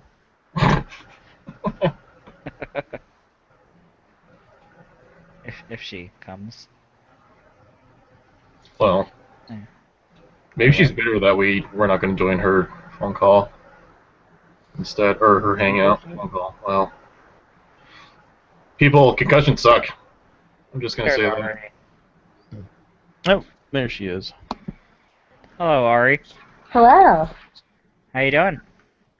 As Beyonce would say, I've been drinking, but besides that, I'm doing good. Let me turn you up a little bit. So, What were we just talking about that we want to have Ari chime in here quickly? Roberto Um, Luongo, do you think he's a Hall of Famer? Oh, that's a good question. No, You don't think Maybe. so? no, maybe. No, maybe. Maybe a little bit of a yes. I think he's on the border too. I mean, you have a lot of Yeah. guys that probably goaltending is so hard to make the Hall of Fame. Rogie Vachon should have been in the Hall of Fame 30 years ago. He's still not. And now that so many people have passed him in wins, he's probably never going to get in. Mm. in the Hall of Fame, right? What's that? I just think of like goalies who are in the Hall of Fame, and I don't think Roberto Luongo is like, he's been a really good goalie, but is he like, Martin Brodeur legendary? No. There's that, but you have to remember, Roberto Luongo has now 2 gold medals. Do you think that's enough to help him kind of push the border towards the Hall of Fame side on a weak class year, obviously? There are just so many players who belong in the Hall of that I would put in above him. Hmm. Okay, who would you pick? Who would you pick? Yeah. I mean, like of any player or like only goaltenders. Goalies. I don't know. I have to look at who's in and who isn't. Well. So let's know the stuff off the top of your head, Ari. Get back to me when I haven't been drinking for 3 hours. Yeah, I don't know who hasn't been in the Hall of Fame either yet, so. Well, I don't really know. There's guys like I said, Chris Osgood, who has 400 wins, who's not in. Oh, is Chris Osgood not in the Hall of Fame? No, and he's top 10 in wins. But I mean, he was never a great goalie. Yeah, he was Rogie always. Vachon is not in. Oscar's always has the benefit of playing on good teams. Mike Vernon's not in. Mike Vernon should be in just for fighting Patrick Waugh. Well, then Chris Osgood should too, shouldn't he? Yeah, so I'm fine with that. In fact, in my ideal world, all the goalies who Patrick Waugh fought would go in the Hall of Fame, and Patrick Waugh would not. Wow. But What do you have against obviously he's a Patrick Hall of Fame Waugh? goaltender. I mean, I hate Patrick Waugh, but Everything. I have so many things about Patrick Waugh. well, he beat his wife, so there is that. But Yeah. aside from him being That's an a good overall start. dick, is that just why you don't like him? Kids are abysmal human beings. No, I mean, I don't like him. People forget the Blackhawks also had a rivalry with the Avalanche back. Well, kind of. We weren't very good, but we kind of had a rivalry with the Avalanche. And also, just like, I don't know, he's just an asshole. He's an asshole on the ice and off the ice. He's one of those guys, when he was a player, before I knew what a dick he was, you just loved to hate him. And now that I know what a dick he is, and I hate his team, I just hate him. He was the kind of guy it was fun to root against, you know? Oh, for sure. I hated him. I hated Montreal. And then, even though I liked the Nordiques, as soon as he came to Colorado, I hated him. Pretty much, he's the reason that I stopped liking the Nordiques / Colorado Avalanche. Although I did root for them in 2001 just because of Rob Blake. That is not who I thought you were going to say. Yeah, I know, but I never cared about Ray Bork. Neither did I. Also, I mean, I rooted in 2002. I rooted for Detroit because of Luc Robitaille. So if they're saying another reason that I hate Patrick Waugh is Patrick Waugh retired in 2003. If he had played, and he was still a very good goaltender when he retired, if he had played another year, maybe the Avs wouldn't have washed out of the playoffs in 2004, and maybe Paul Klee would have a Stanley Cup. that's very true. Yeah. Who do they have? David Abisher? I think that's right. Someone far inferior. Yeah. It was one of the big weaknesses of that team. So fuck you, Patrick Waugh. You couldn't have played one more fucking year. Well, I just take care of it all. I just hate everyone in the league. Good point. I just found a thing Yeah. of 42 players not in the Hockey Hall of Fame. Or at least there's I at least got to page 42. Who is apparently say Ron again? Hextall. Ron Hextall is apparently not in the Hockey Hall of Fame. He should be in it. No. No? No. Sorry. I can see it. I don't Why think not? his numbers are anywhere near good enough to be in the Hall of Fame. He's legendary, but that doesn't mean he's Hall of Fame worthy. His legendary also comes with him being batshit insane. Yeah. I think he's more Andre legendary. Fleury has more wins than Ron Hextall does. Mm-hmm. Boston just won in a shootout against Columbus, unfortunately. And the Islanders beat the Penguins. Hooray! Oh, good, did they? I hear Evgeny Malkin got hurt. I haven't obviously watched any of the games. You got crossed. No, he definitely did not because he set up the third goal. So, No, after that, I think. oh, I don't heard have a sound Evgeny on. Malkin had a knee-on-knee hit from Boychuk. It was. Our, I'm looking at it now. Our hockey game thread. Our hockey game thread will tell us everything. Oh, okay, yeah. It does look kind of knee on knee. Yeah, I mean, that's what I heard. But, I mean, I'm looking at it right now. It's pretty. once a Bruin, always a Bruin. I would imagine Wojciech's gonna get a talking to from that one. I would think. Let's see this.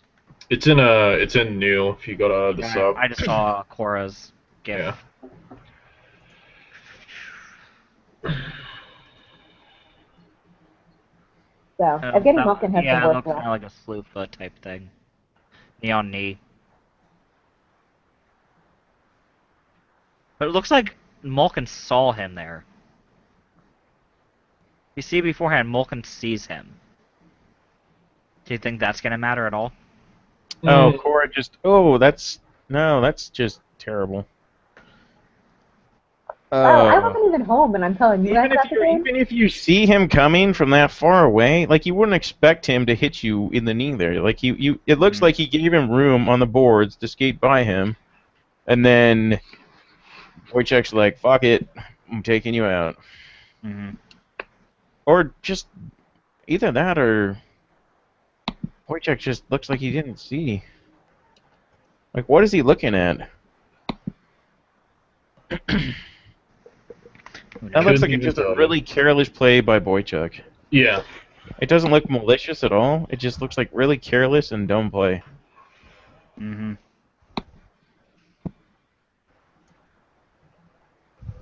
Okay. What have you guys been talking about so far before I got here? We talked about Secret Santa for a little bit. We talked about how much you suck. We also talked about how bad I am at movies. Yeah, that too.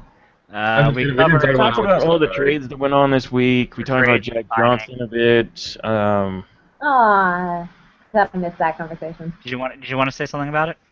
I mean, you guys probably said everything I have to say. Yeah. Go for it. Just go ahead and say something. I think basically everyone's opinion is the same, which is it's a goddamn shame. Mm-hmm. Yep. And it can happen to a nicer guy. Jack Johnson's a really great guy. So hopefully hopefully it's resolved really to an adequate level, and hopefully he has a lot more career earnings in him. And Jack Johnson's the kind of guy I could see working at like an NCAA level after. He loves college hockey, so hopefully he's got a long career in hockey ahead of him besides his NHL career. Yeah, hopefully there's some way he can pay back some of the stuff that's happened. Yeah, well, I think some of it's going to get forgiven in terms of interest rate. Mm-hmm. 24% interest. Yeah, that's just unbelievable. Yeah, that is not good. But I can just look this up. Sorry, I already cut you off. No, go for it. But before I forget it, I actually looked this up. I'm looking at some advanced stats. Calgary's actually leading the league right now in shooting percentage at 10.57%. No other, and they're the only team that's in the double-digit range. Everyone else is in 9 or 8. I think only 2 teams were in that last year, though. The Ducks were at like 11% last season. In the sync. I'm looking at it now. No, they're the only team at 9.83. This is 5-on-5, by the way. Oh, okay. So. Anyway, Ari, are you signed up for any of the Secret Santas going on? I'm not, actually. I was gonna sign up for one, and then I kind of missed the deadline. I've had a really busy week. Mhm. And then I don't... Have I missed the deadline for our Hockey Secret Santa yet? No, No, I think you it's still going no. on. I I guess think I you could do have that until one. the 30th, 24th, maybe. That's I like... will look it up at right now. He says at the bottom, I thought it was the 28th. the final sign up deadline will be the 24th of November. Well, But you So have maybe to I'll do email that to one. a specific email based on where you will live at that moment. Yes. Wait, where I'm living on the moment of the 24th, or where I'll be in December? The moment that the day you will receive your package, that day that's where you have to send the email by. Well, that depends on when they send the package. You have one for based on conference, so you have East or West, one for Europe, and one for Planet Earth, and one for Canada. with The Ari, Canada it's was- always a mystery. I'll have to see what the shipping date is, because until the middle of December I'll be in one place, and then after that I'll be in 3 different places. He says he wants to have you get it out by the 15th. So the middle of the month, he wants it out by. That's the deadline of sending. Then I'll probably send it to New Jersey and not to DC. Because it looks like they're gonna send out the matches December 1st. So Ari, I said it on the podcast, but I really hope I get you. That would be amazing and or terrible. So Why But not I both? think it'd be way better if I got you. I don't agree with this. I think it'd be hilarious. Dave, there's absolutely no way you would be able to keep a secret from me, but I would absolutely keep a secret from you. So you would be all excited for your Secret Santa presents, and then a Paul Korea jersey would just come out. Good Lord. It'd be like a Paul Korea jersey and like a Zach Parise Chicago Blackhawks jersey. Good. You are fucking terrible. And I would just get a phone call of rage. And it would be great because you would be in such suspense. No, I would only the phone call wouldn't be such rage. It would be like, I hate you, Ari. No, here's what the phone call would be. It'd just be like, "Hello, Dave, are you there?" You could hear me shaking from anger, and that'd be it. Like, The whole world's just shaking with you. yeah. But then the best thing would be I would just deny it. I'd be like, no, it wasn't me. There'd be a great disturbance in the force. Are you sure it wasn't like Jess? I wouldn't do something like this. Yeah. Maybe Ari, it's LA Dave. and Ari, also, I'm gonna have to refute your point that I can't keep secrets from you because I absolutely can, because you don't know what you're getting for Christmas. Well, now you just told her you're getting her something. So who knows if she's getting something, but I haven't told her what exactly. I'm just gonna randomly guess for the rest of the podcast. Oh, that's right. You can guess all you want, but I'm not gonna tell you. We'll ask the Twitter followers what everyone thinks that he's getting you. Oh, No, there we go. actually, everyone ask Twitter what I should get him because I have not bought Dave a Christmas present yet. Please do not answer, or if you do answer, please make it a good gift. Jim dildos, because we were talking about that earlier. It's everyone can answer a Zach Parise Chicago Blackhawks jersey, but I've already said that, so I'm not getting him that. Oh, thank God. I mean, the Ryan Suter jersey is still up in the air, but Damn it, Ari. How do you feel about Ryan Suter this year? He's had some bad bounces. And he's still eating up minutes like crazy. How much do you think his dad's death has affected his gameplay? That's hard to tell. I mean, hopefully not a whole lot, but if it is, I can totally understand why. did you guys read the Russo article? I did not. I can't read stuff like that. Yeah, it's brutal. Antoine Russo? No, Michael Russo, the beat writer for the Wild, the best one in the league, wrote an article. The Wild are on their dad's trip right now, Oh, I've not read that one yet. I and haven't either. Parise's dad is not doing so well, and obviously Suter's dad just died, and so it was a really interesting. They both Suter and Parise talked about the fact that like this is a really hard script for them, but like the other guy is helping them get through it, and this is obviously a friendship. They left their teams, both left, pretty decent teams, although Nashville sucked at the time, to sign in Minnesota together, and they've played a long time, on Team USA together. And it's a friendship everyone knew about, but it's really amazing to see, obviously we all think hockey can bring people together since, we're all podcasting together from four corners of the earth. Yeah. But it's really powerful. The Kings do that too. I don't know if your guys' teams do that, but the Kings have an annual father's trip as well. I think most teams do, because I know the Red Wings do. It honestly wouldn't surprise me if they... Yeah, I wouldn't be surprised if all teams did that. I think it might be one of the better traditions in sports, if that's the case. I didn't know that every team did it. Maybe that's just something that I never noticed around the league, but... Well, I mean, it's not really... Like, it doesn't really seem like it's something that's publicized, you know what I mean? I know the Habs are on their mom's trip right now. Because PK Subban was Instagramming him and his mom before the game last night. It was really cute. PK Subban's parents are really cute. PK Subban is really cute. Yeah. I know the Flyers had it when they went to their Florida trip where they lost both games. So the dads were very unlucky. Thanks, Dad. This is what your son has achieved in the NHL. I don't know, dude. You know what was the?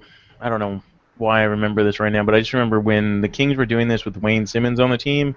Mm.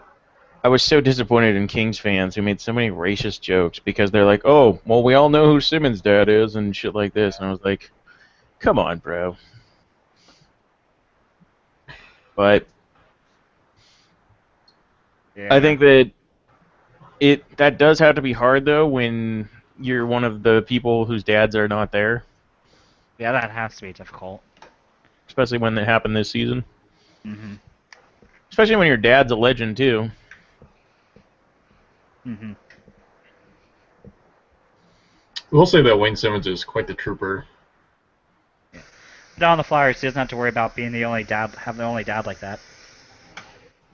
It's not just the dad issue, but it's more just Yeah. the racial issues, because I know he faced that when he was playing in overseas in the lockout, because I remember, I think it was in Germany, they started throwing bananas on the ice, and that's just That was ridiculous. in Toronto. Yeah, that was in London. That was in London. Oh, well, London, Ontario. I was yeah. going to say, make up your mind. Was it in Europe? Was it in England?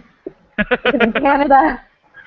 It was somewhere, but yeah, they started throwing bananas on the ice. That's obviously disgusting. No, I think they did do that when he played overseas too, now that I think See, about it. yeah, I don't concuss, but I'm not crazy. I know it happened in London, Ontario also. I don't think they threw bananas in Europe, but they did call them racist stuff. Yeah.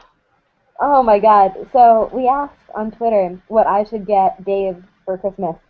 And Britt said cake, which is a great suggestion. That is a terrible suggestion. But Hockey Babbler had a killer suggestion, which is a stars-shaped cake pan. Wow. Wow. That is a level of amazing that I could not have achieved on my own. Hockey Babbler, if you're listening to this, you're officially dead to me. You're not dead to me, Hockey Babbler, at all. Well, I met Hockey Babbler, by the way, this last Sunday, and Does she look like a shark? Yeah. well, I didn't want to point it out, but dreams are crushed. no, she Does look like a looks shark. fairly normal, Fairly normal. and Does she have a dorsal? you know, Just fairly normal. I found out last week. No, I'm just playing. I mean, Yeah. she is a shark, so. No, I guess her husband went to a high school. It was like my high school's rival school back in the day, and I got to meet him too. Wait, So- HB's husband was there too? Yeah. Fuck all of this noise. Could have Why? been there, Ari. I'm so bitter that I wasn't there. Well, that wasn't the point of what I was going to say, but I was just going to say that she was nice enough to make us all pins that were custom made, which was cool. Aw. That's really And I saw that Ryan lost his. Sucks to suck. yeah. well, you know, he's a Blackhawks fan. You can't really count on them for much. No. Oh. You can't see, but I'm sticking my tongue out at you. Suck it, Ari. Ooh. Gonna get you a star-shaped cake pan for Christmas. God damn it. I'm not even going to ask people on Twitter what to suggest that I get you for Christmas because it'd be pointless.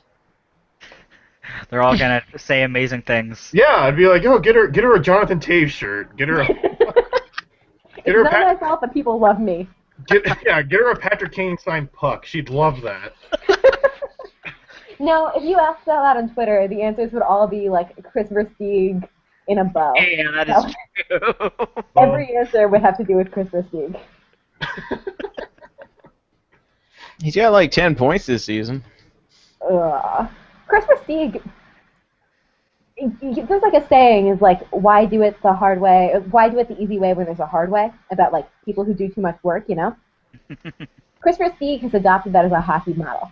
You'll see a play, coming out of Patrick Kane's coming out of the defensive zone with a puck. Marian Hossa got on a takeaway and then passed to him before shift change.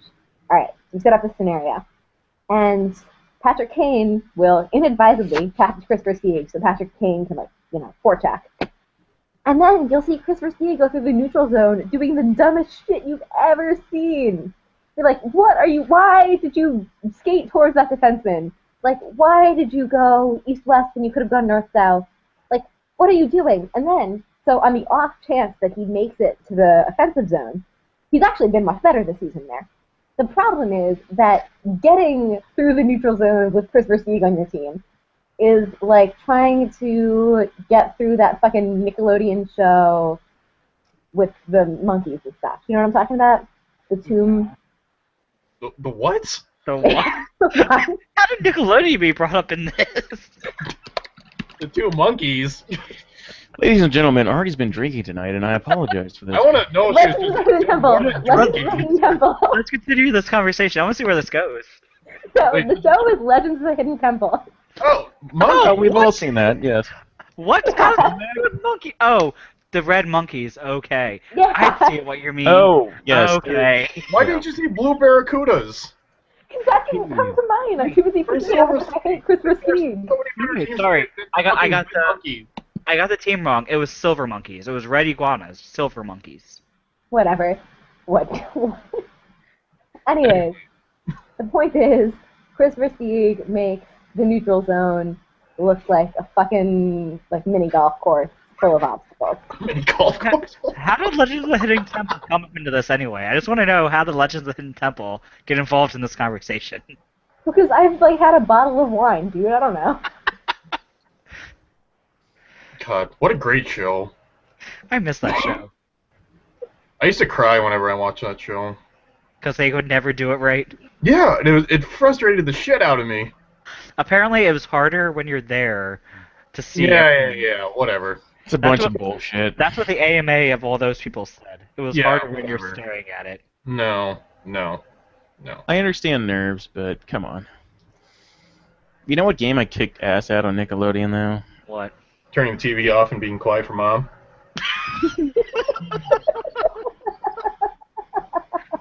Or you want to tell Abe? Where in the world is Carmen Sandiego? I was horrible at that. Yeah, I Oh was my terrible god. at that. I was always like, God, I want to be on this show so badly because I know every fucking country. There Yes, used to be... I miss Guts. Guts was. Oh, and Figure It Out. Yeah, that's exactly what I was thinking of. Figure It Out with Summer Sanders. Yes. I used to, that show I was amazing at. She I- was hot. The I've gifts- never seen Where in the World is Carmen Sandiego, but I'm told that my life is Where in the World is Carmen Sandiego. I mean, no, it's very accurate, Ari. Very accurate. Where in the world You never got to are- listen to acapella sing? Come on. Where Oh, no, that was rockapella. I'm sorry. Dude, I was born in 1992. So, wait, 92. Oh my god. Ari, you're telling me you're 22? You feeling 22? I'm feeling 22. I don't know about you. No one likes me when I'm 23. That's Yeah, everyone hates me when I'm 25, man. No, that's just going to be life from here on out, Dave. It's not about an age anymore. It's just in general. Dude, I totally got fucking boned on my car insurance policy. And I'm like, I'm loving being 25 so far. Oh yeah, the older you get, that does definitely help. No, it doesn't help because I don't even want to. Why are we talking about my fucking car insurance on this? I don't know. Let's talk about hockey. All right. Yeah, let's talk about hockey. One topic we haven't covered at all is the Voinov situation. Do we want to head into that now? Sure. Let's head into it. So, Voinov is an idiot. Yep. And basically is now screwed himself. He screwed the Kings for a while. I'm glad to see that even though it makes no sense that he's now going to be on long-term IR, which he's not injured, Mm-hmm. at least the league and the NHL Players Union is doing something about a situation like this, which they probably should have thought of beforehand as to what they would do in case of something like this, because players in sports get arrested for stuff. And if you're going to suspend a player indefinitely, there has to be some out clause in the CBA for this. And the fact that there was none, I don't know, like, who's writing this stuff, but obviously somebody missed this somewhere. Mm-hmm. And I do like that even though it makes no sense, at least the NHL has come to some sort of resolution on this to where the Kings are going to get cap help because of it. Because the team was really screwed for a player doing something outside of the rink, and I know that I'm a Kings fan, so it might be biased, but it was like I'm sympathetic towards his wife, but at the same time, it wasn't fair to the rest of the team either. So The Kings should not have been punished for a situation they had no control over. That's all I'm going to say about that, really. I mean, I agree. I think that I don't know any time in between the completion of an investigation and the accusation. I'm not 100% sure on how that should be handled. But I think that the NHL needed to conclude an investigation sooner than the legal process, and from that point on, suspend him, ideally without pay, but with or without pay, and take it off the team's cap hit. I don't blame any team for having something like this happen to them. You can't control your players. I hate it when people talk shit about the Blackhawks because Patrick Kane maybe assaulted a cabbie. I would not say anything bad about the Kings because you can't control your players. Especially with, when the Blackhawks have Brett Hull as a brand ambassador, we all know what Brett Hull did. That does speak badly to the organization. In this kind of situation, it's really unfortunate for the team. I'm sure that Lombardi and Sutter are both very upset about it, and I'm glad it's off the cap hit. Mm-hmm. I agree. you know what I do find interesting though is even after all of the complaining by the Kings about the salary cap situation, which basically they were really only hurting mostly because Robin Regehr and Alec Martinez got hurt as well, is now they're not even going to call anybody up. Everybody thought that Jeff Schultz was going to get called up from the minor leagues, and he couldn't because of their cap situation. So they had to go and get McBain. But now the Kings are claiming that they're not even going to bring anybody up, so that's kind of weird. Yeah, they don't need the space. So. Maybe they're going to trade. I don't know who we would trade right now. Everybody's actually playing pretty well on our team. Even in the games that we've lost recently, I don't think that we've played that badly, aside from the 6-5 loss we had in a shootout to Anaheim, which was just a clusterfuck by both teams. So I think Mike Richards is having a real rebound year. he is. He's playing great Yeah. on the third line. He was abysmal last year. He looked pretty good this year. His line scored a goal last night. Even though they dropped Tanner Pearson down to the third line with him, and Tanner Pearson scored. I don't think Richards had a point, but that line played well. Mm-hmm. And yeah, Mike Richards has definitely played a lot better. I He told Dean like Mike Lombardi that Richards he a would, lot. because Dean Lombardi was going to buy him out, and he's like, no. He's like, I'm going to work out this summer and play better. And he wasn't playing that well at the start, but now he's kind of turned it around. So I think, I'm not really a character person in sports, hard to tell with players you don't know, and it's you should really just rely on the product on the ice. Mike Richards seems like a real character guy, just to contradict everything I just said. I don't know. I like him. It's hard for me to figure him out because I feel like he seemed like that guy when we got him, and then he got here, and he didn't have the spotlight that he would in Philadelphia, and he didn't have to be the man because we had Kopitar. And it's almost like something like he just got lazy and was just enjoying Los Angeles and getting his friend Jeff Carter here. That's something. I also think some of the other, like, just... He was hanging out with other people. I don't think that Dustin Penner ever helped anybody on this team, really, except in the playoffs. Dustin Penner liked to go out and party. Other things like that. But now it's like Jeff Carter is getting married. People are settling down. Got married. Oh, yeah. That's true. I don't really pay attention to players' personal lives. How could you not? Because I don't care. They're just players. They're cogs in a wheel, in a machine.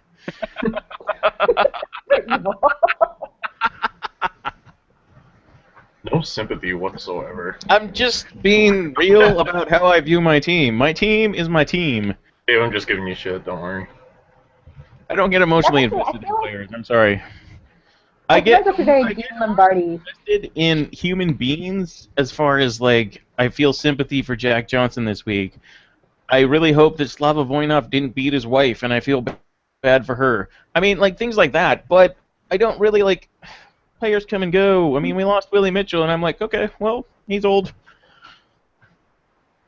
It's a business. I don't know. There's very few players. Like, I was genuinely disappointed when Rob Blake left and went to San Jose, but that's because he was here for 14 years. I would be genuinely disappointed if for some reason we don't re-sign Kopitar in 2 years, or if Drew Doughty ever plays anywhere else. But there's very few players that I get emotionally invested in because I just figure they're all going to come and go like it just happens in sports nowadays.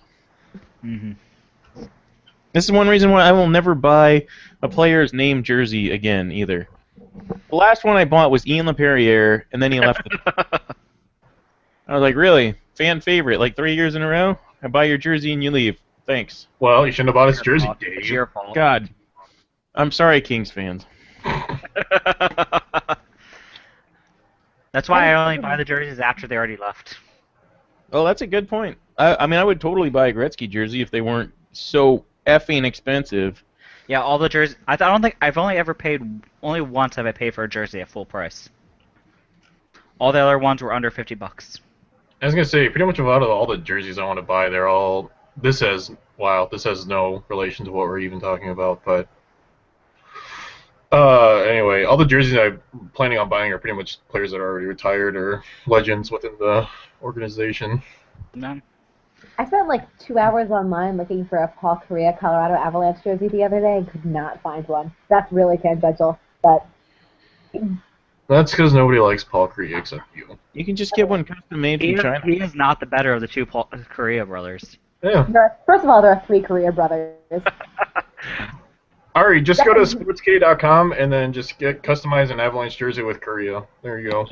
Put that in the chat so I don't forget it. Okay. Second of all, clearly the best Correa is actually Noriko Correa, but Paul is a close second. I don't know if you guys know that. Paul Correa's younger sister is a professional boxer. Really? Yeah, she's awesome. Well, Ari, I don't know why you took so long to find it. I just found one within a couple seconds. Oh. Seriously? Well, it says it's a Paul Korea. I don't see. They don't have a back on the nameplate. Yeah, Wow. they do have it on the nameplate. $50. So it Wait. might be a little too big for you. The double XL. You can wear it as a dress. I could wear a medium as a dress, probably. Men's jerseys are big. You know, I actually know a girl on Facebook. Actually, I've met her too, but she did that. She turned a Kings jersey into a dress. She like cut off one of the sleeves and it became like a. I don't know. Well, It's kind of weird. It's called Rihanna-ing. Rihanna wore an Ottawa Senators third jersey, the black, red, and white with the O, the really sharp-looking jerseys. Oh yeah, I remember this. Yeah, as a dress to go out, and it became like a thing. Yeah. 2 years ago, last year, 2 years ago, I wore a Henrik Lundqvist jersey as a Halloween costume with like jean shorts and high heels. Jeez. When I wear my jerseys as a dress, I get the police called on me. Maybe if you were wearing the high heels too, they wouldn't have noticed. You had nice legs. Good point, Dave. Good point. God, man, you gotta lift your butt up, dude, and that's what the high heels do. Well, don't give me a break on how to make my how I should make my butt look. 'Cause my butt looks awesome. I think the key also is that you gotta have your like hair and makeup really on point. So I don't know if you use a curling iron or flat iron or what, but the curling iron. I keep it straight. You know, my hair doesn't really like to be styled all that much. I have We gotta pretty work good on that. skin. I mostly just roll with, the lip gloss. Dave, I think a little bit of like cat eye eyeliner would be a good look on you. You know what? I go with the red lip classic. Yeah, you got that red lip thing that he likes. Yeah, exactly. When I had to wear makeup in drama, they pretty much only gave me eye makeup, so I was like, good to go. You probably look like a ghost if they didn't give you face makeup. No, I'm telling you. He got this. Thank you. Thank you for pointing out that I'm white. No problem. I do live in California. We get sun here. It's called the tan. I don't believe in tans. Well, That's your fault. I believe in tanning. I turn into a bronze statue when I tan. Are you sure you're not confused by object permanence? And that wasn't just a bronze statue that you passed and thought was you. Get out of here with your big fancy words, first of all. fancy. I forgot where I was going with what I was going to say. Just say I hate you are and go on. Yeah, Ari, you suck. There we go. But yeah, I put the sidebar. I put the double XL in the sidebar, or if you wanted to look at that. I'm not buying a double XL jersey. Ari, that could It's be your there 10. if you need it. Yeah, I Yeah, could that's literally. That would be like a maxi dress. It'd be like go down to like mid calf. Saying it's there if you need it. Well, thanks, Dave. Welcome. It took me 10 seconds to find it. I think found I it. probably It's looked small. at this. By the way, I just read this story, and I'm actually kind of, I wouldn't say pissed off, but I'm definitely not happy. Lisa Marvin, she plays hockey for North Dakota for the women's team. She was hit by a car. She was in several hours of surgery because two 18-year-olds were racing in the middle of winter. Oh, I hadn't heard that. Oh my god. She was it's like she wasn't even driving. She was filling her truck up with gas. Like, So they drove off the road into her when she's filling up with gas? well, I don't think it wasn't at the gas station. I think she was just out, so she's on the side of the road or something. But like, who drives that recklessly in the middle of winter? It's pretty much the middle of winter here. Like, that's just ridiculous. Mm-hmm. And I mean, I'm looking at the pictures too. The accident was actually pretty. Yeah. That's unfortunate. Yeah, I heard the story that she got hit. I didn't know how it happened. That sucks. Yeah. Was she? I mean, is she any good? Like, is this? Like, no offense. I'm just.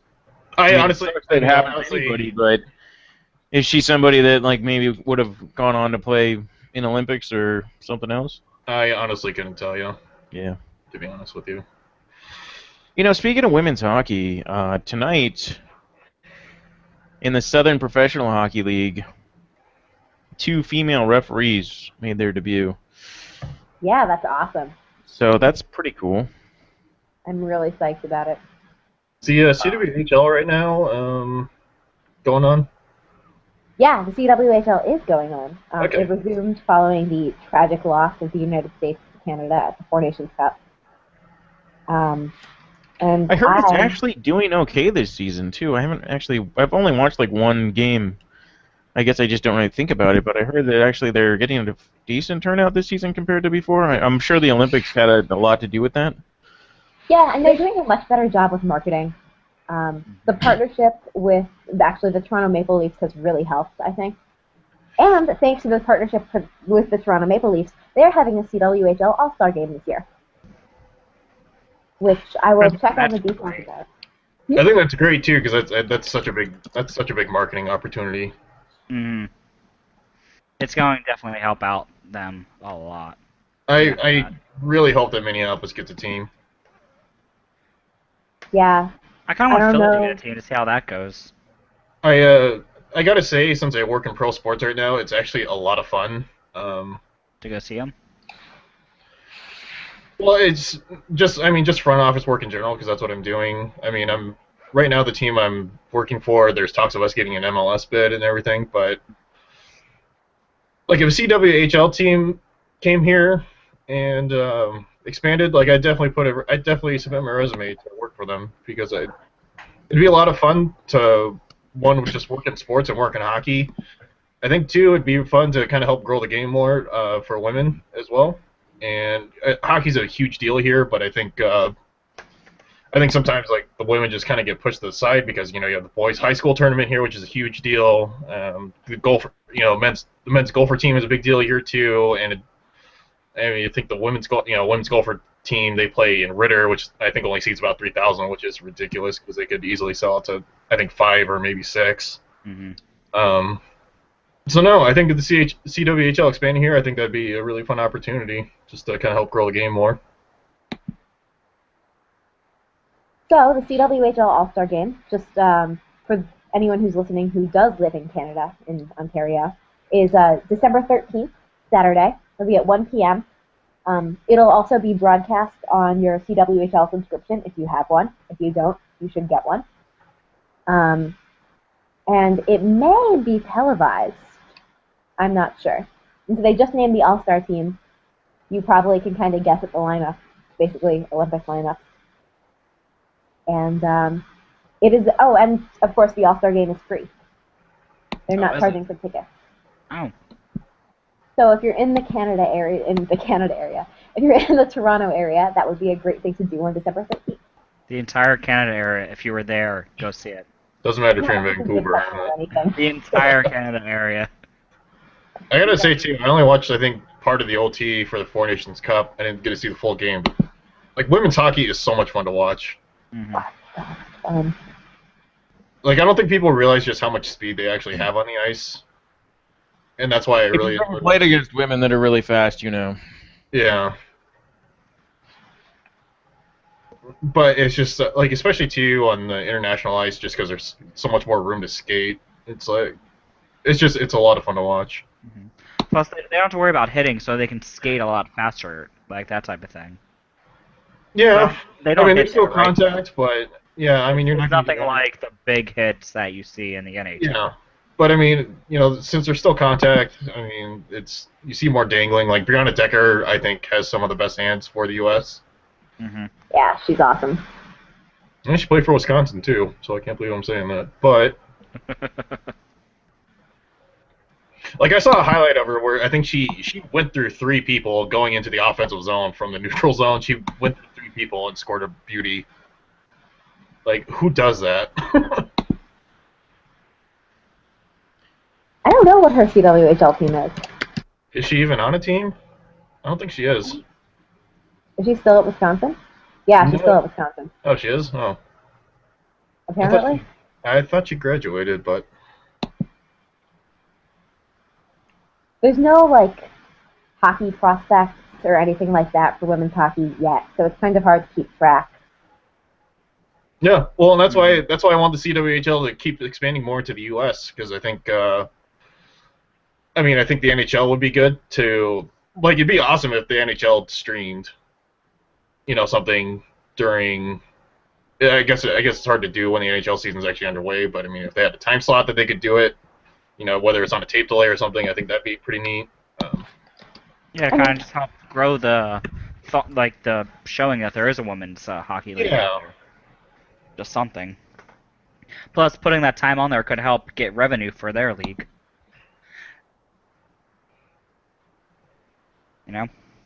Yeah. That way, maybe they can use that extra revenue to market it a little bit more and hopefully start to pay their players. Because I don't believe they pay them, do they? They are not paid. CWHL. Road equipment. Brianna Decker is in the CWHL. She's on Boston. Okay. Right. I was right originally. But, no, I would love to be able to see them get paid, even like an SPHL salary, you know? Yeah, just something. So it's not like they have to work a day job while doing this. Mm-hmm. And like we've talked about this before, I think, but reducing the sort of barrier to entry for hockey is huge, and that exists at all levels. So not only reducing the barrier to entry for girls who are just learning, be it at 5 or at 10 or at 15, but also continuing to ensure that women can continue playing hockey at any level. Yeah. But yeah, CWHL All-Star Game.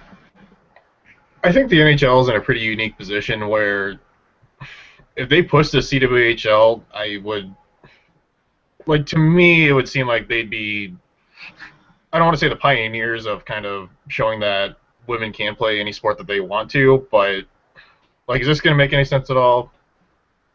Maybe.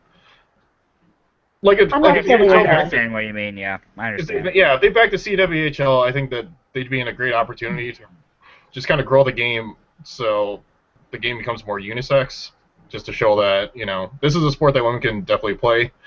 Because with the NFL, you don't really see that. Baseball, you really don't see that either. Like, I honestly couldn't tell you if there's a women's league out there for baseball or not. I know for football, there's football leagues for women. Then you obviously have the WNBA. Lingerie football league does not count, dude. No, I'm not talking about that. I'm talking about, like, legit football. Because this girl I went to church with, she actually played. It's probably not like on a national scale, but maybe locally. Because I know one person I talked to actually did play legitimate football, not lingerie stuff. I knew one girl that played lingerie for Los Angeles. Anyway, What I would love to see is a hockey gear brand get involved in sponsoring the CWHL. Because, I know that we dealt last year with, what was it, Warrior? Being Dick. No, that was actually this year. That was this year. God, time flies. Jesus. But there's a huge opportunity for merchandising and in terms of sales potential if you expand the game to women, Yeah, well, they have a marketable face, too, with Hillary Knight, because she's basically the face of women's hockey right now. Yeah, or Julie Chu, or, there's a lot of Shannon Savatos would be a great name. There's a lot of recognition of women's hockey players right now coming off the Olympics. And if you sell X number of, sticks and skates and jerseys and pads right now, and you can double the number of women in hockey, then you're going to sell, X plus, I don't know, 1/2 of X. You're going to add 50% more to your revenue, possibly. There's a huge potential expansion there. And since hockey is an expensive sport that requires a lot of pads, there's a lot of money to be made off of that, as opposed to basketball, where maybe there's not so much equipment. Like, So I'd love to see like Bauer do something. Yeah, it seems to me like there's a big financial incentive to invest in women's hockey. It will definitely help if they do get it. There is so much they could do.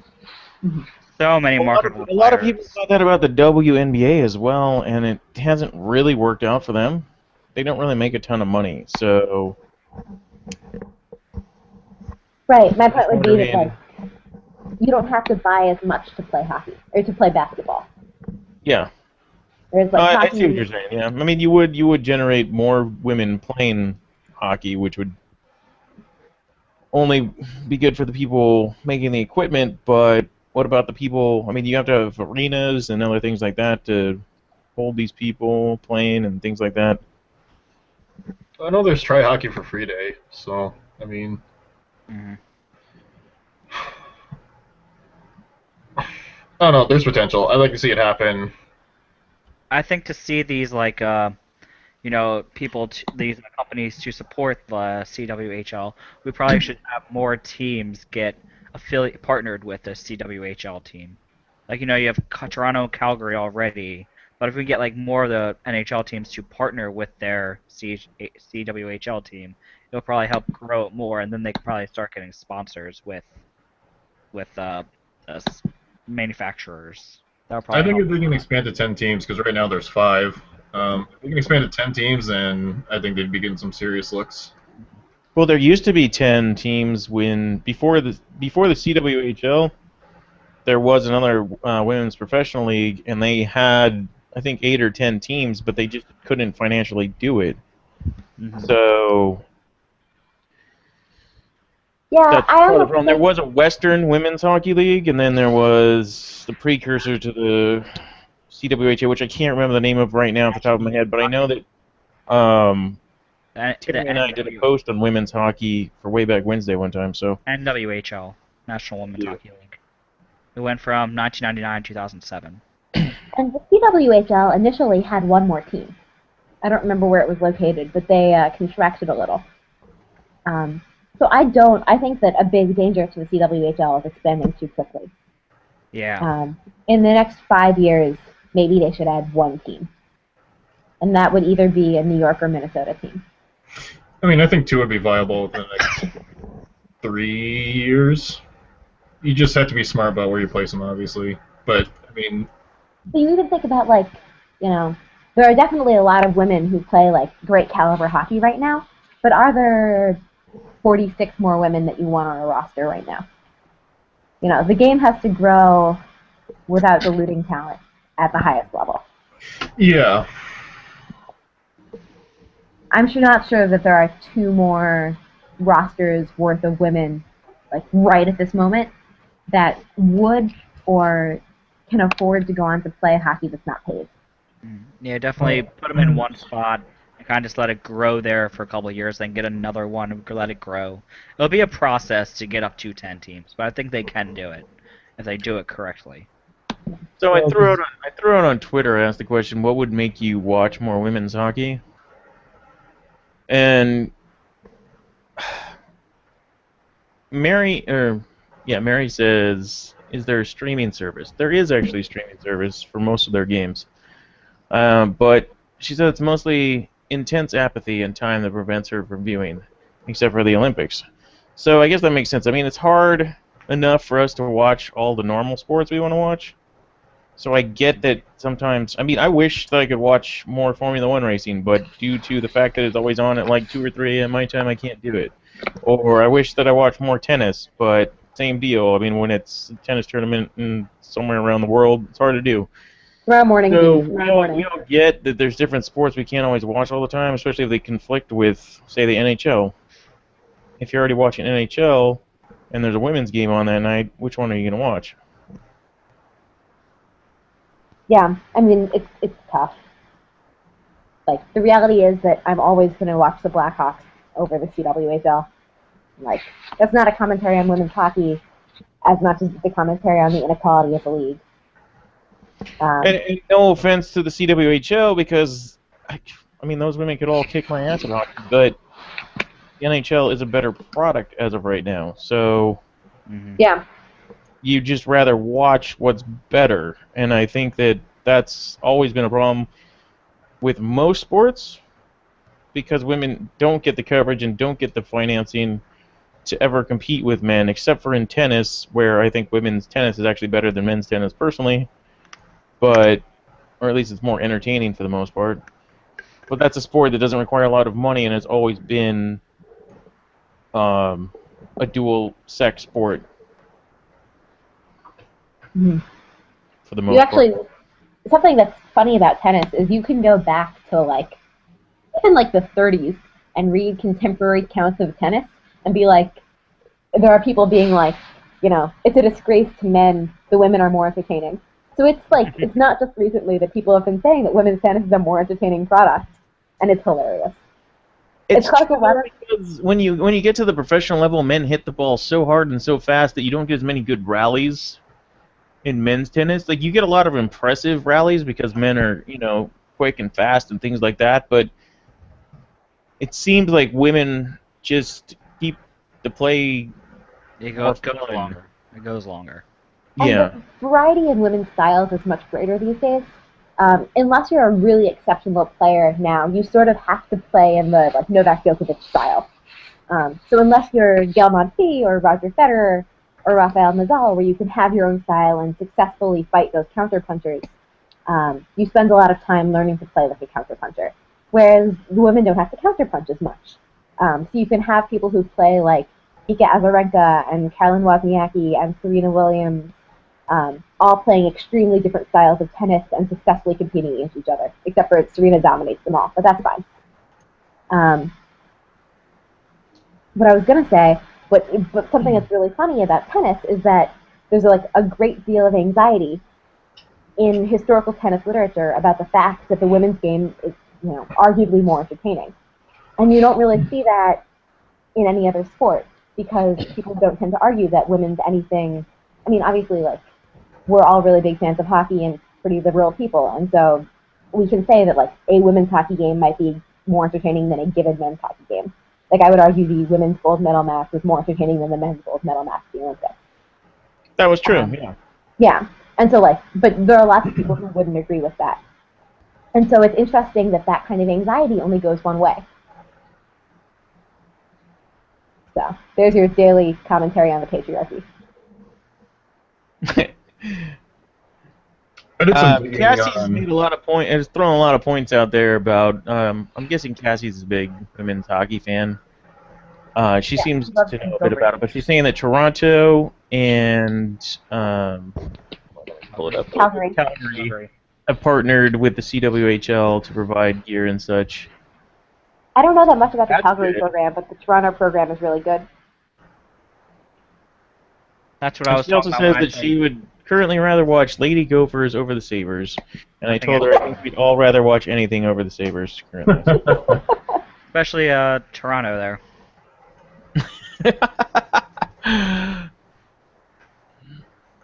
Daniel says that he would watch ladies hockey if they offered free beer. I mean, That's not much of a statement of support. no. Yeah.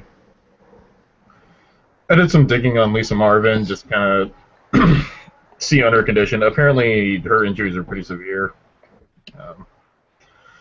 I guess one article said that she was pretty lucky to be alive, so I don't think she'll be playing hockey again for a while. Not at a high level, at least. But I guess small fun fact: she is actually the cousin of Gigi Marvin, current U.S. Team. She also plays for Boston Blades in the CWHL. So does Hillary Knight. Yep. She's my future wife. It's cool. You're going to have to fight me for her. Sure. We can move to Utah. You guys can fight over Hillary Knight all you want, because I will be marrying Amanda Kessel. Go back off. That's fine. Back off, Abe. Actually, I'll marry Julie Chu. It's fine. We don't have to fight. You don't understand the point of the Dave show. We're all supposed to fight each other. Julie Chu is so beautiful. And she's so good at hockey. And she's truculent.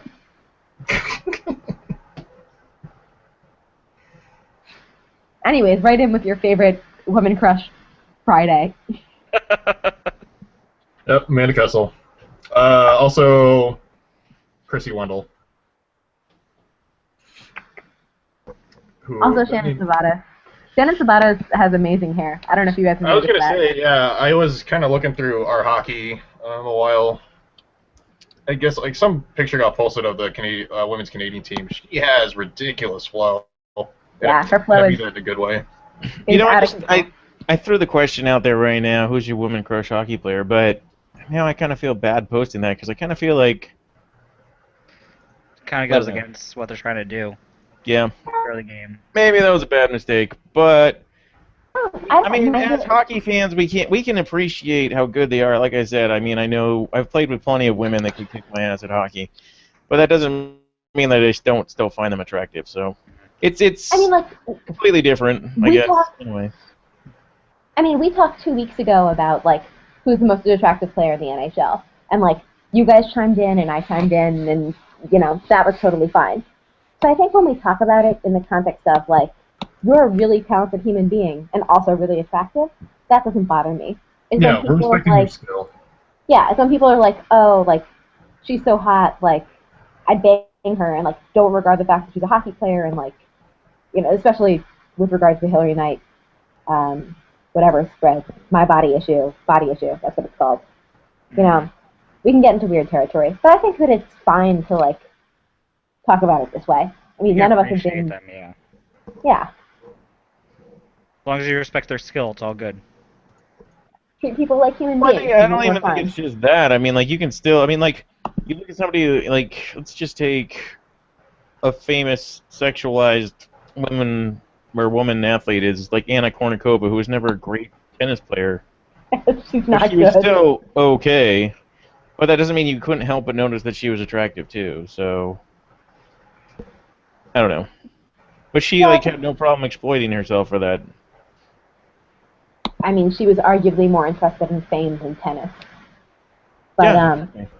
the place where it becomes a problem is when tennis players who are more attractive make more money than. I mean, I guess this is sort of. It's tough. I mean, these things are never black and white, but, like, there's no reason why Anna,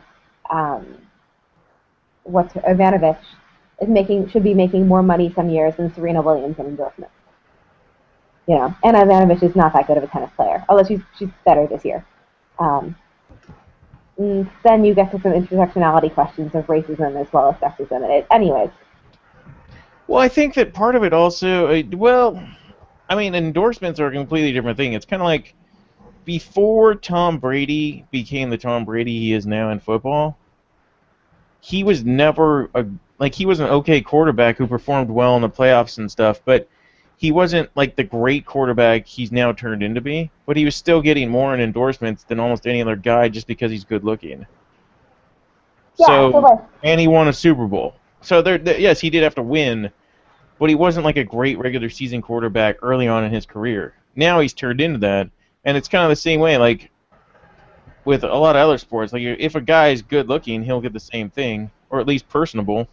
Mm-hmm.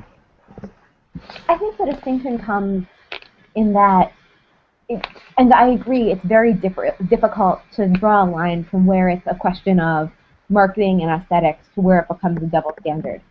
But for women who aren't good looking, it's almost impossible to get endorsements. As opposed to if, let's see.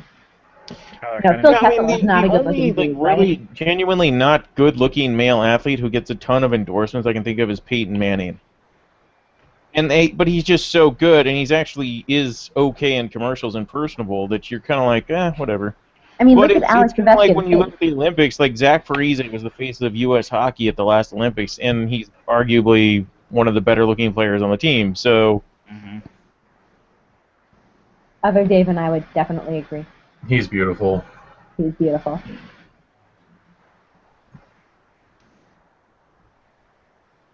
Oh, I missed a good game for the Phantoms tonight. You're all lucky I didn't go to the Phantoms game. I should have. They got a shutout. But we're so happy to have you here. Yeah, you should be. Well, the Gophers lost. 5-4 0 T to the U.S. National Team Development Program, their under-18 team. 5-4 0 T. Awesome. Could have been worse. The New Jersey Devils just scored and are now up 1-0 on Edmonton. What else is new? Edmonton is so disappointing. I don't get why there's not working for him. Everything. You can't just throw talent at the wall and hope it stays. Yeah, I don't know. I mean, at what point do you just burn the franchise to the ground and start over again? Yeah, at one point, or are they going to try to trade away all these players to rebuild with the first, 10 first-round picks in a row? I mean, we're getting to the point. We're getting to the point where, it's not so crazy anymore to talk about trading Yakupov or even Eberle. Mm-hmm. I think Yakupov was in trade talks with Montreal, I believe. Yeah, this Dude, is they really should have drafted Ryan Murray instead of Yakupov. Although Ryan Murray is broken and it's going to be broken for a while. yeah. Yeah, but you I know, didn't because know I that. haven't been fantasy. They needed defensive help. Yeah. This is And Ryan Murray Yakupov's- is a good defenseman. This is Yakupov's last year of his contract of his ECL, so he gets to go into RFA this year. Oh, they can match any offer. Same with Justin Schultz, who they can match any offer. By the way, how badly does Justin Schultz wish that he never left Anaheim? God, Yeah, idiot. I think I mentioned this on a previous podcast, but yeah. Yeah. How many? There's other teams he could have went to also, that are better than where he's at now. I mean, anything is better than where he's at now. That's true. I mean, Except for next maybe the year, Victor Fosk is gonna be a UFA. You think he's gonna sign back? This is why we do not trust the Wisconsin Badgers or any of their products. Yes, no. Do you guys think Victor Fosk is gonna re-sign with the Edmonton Oilers? I mean, it's such a buyer's market for goalies right now. Maybe he won't have better offers. Yeah, that's true. And then the year after that, Ben Scrivens is gonna be a UFA. You think he will re-sign back? I don't think so. He's a very good young goaltender. How good is he, though? How really? He's been good behind the Oilers' defense. It's for him. I think it's gonna depend on if there's gonna be an opening spot for a starter team. Yeah, I mean he's If he'll be there 30 when his contract runs out. if there isn't, then I think he might just stay. But it's hard to tell. So speaking of Justin Schultz, I threw out a question saying, which player in the last 2 to 3 years has most regretted signing with their team? Like a player that was like, you know what, I'm going to go sign with this team, and then immediately regretted it. Paul Correa. That was not in the Fuck last you. 2 to 3 David years. Clarkson. But sure. Why would David Clarkson be angry? He is totally living it up with all Yeah, that he's money. making bank. I don't see why he'd be angry. Not because, you know, the money isn't good, because obviously the money is great. But as a player who, like, talked a big game about helping Toronto and, like, really wanted to bring his best effort to his hometown team, and this year he's been much, much better. But last year was, like, the worst possible first year of that contract. How much of that, though, do you think was just good PR just to try to assuage the Leafs' fear of, we just paid a shitload of money for this guy, he's had 130-goal season. Oh, sure. I think a lot of it was PR. But, Yeah. like, the fact of the matter is that no one wants to, especially living in a place like Toronto where everyone, you know, you can't hide from it. No one wants to be the guy who walks into a supermarket and has the cashier go, can you score a little more? Jerome Ginglot getting traded, I think picking the team he got traded to. Oh, yeah. That mistake, he probably regretted. You Going think, to, what was that? you think Jerome McGinley is regretting that 3-year contract in Colorado right now? Yes, Yeah, Yes, very much. he's made a lot of regrettable decisions recently, hasn't he? No, I don't think so. I don't think that going to... No, I don't. I I think mean- going to Boston, it could have helped Boston more than Yager would have. Agreed. Instead, he went to Pittsburgh, where they got swept in the finals. No, I no. think he regrets that. Well, he could have come to Chicago, so he should really regret that.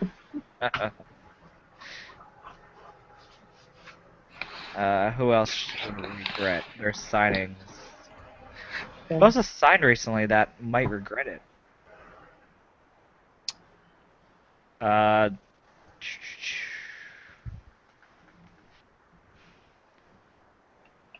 I think I mean- Daniel Alfredson probably regrets signing in Detroit and doing nothing there.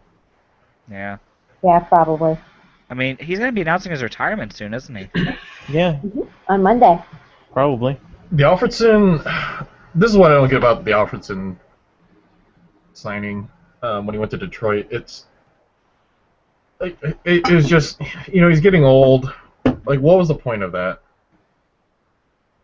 I mean, I thought that he could go somewhere that would win, but I mean, if anybody looked at their roster, they knew that they probably weren't a Stanley Cup contender. Yeah, and that's what I find confusing about it. Is like They're a someone playoff team. They're not a Stanley Cup team. overall, what was and they're barely a playoff team. Yeah, they are borderline. So what I just like that's what I don't understand when he decided to go to Detroit is why? Like what? I didn't understand it. Cassie says Gianta going to Buffalo. He knew, though. He knew. Yeah. I refuse to believe that the players are not that smart and don't know what's going on in the league. As I far think Vinny Lecavalier is probably regretting signing in Philly now. Personally. I Yes. hope Martin St. Louis regrets his trade. They went to the Stanley Cup Finals, though, last year. yeah, and they lost spectacularly. That is true, but still.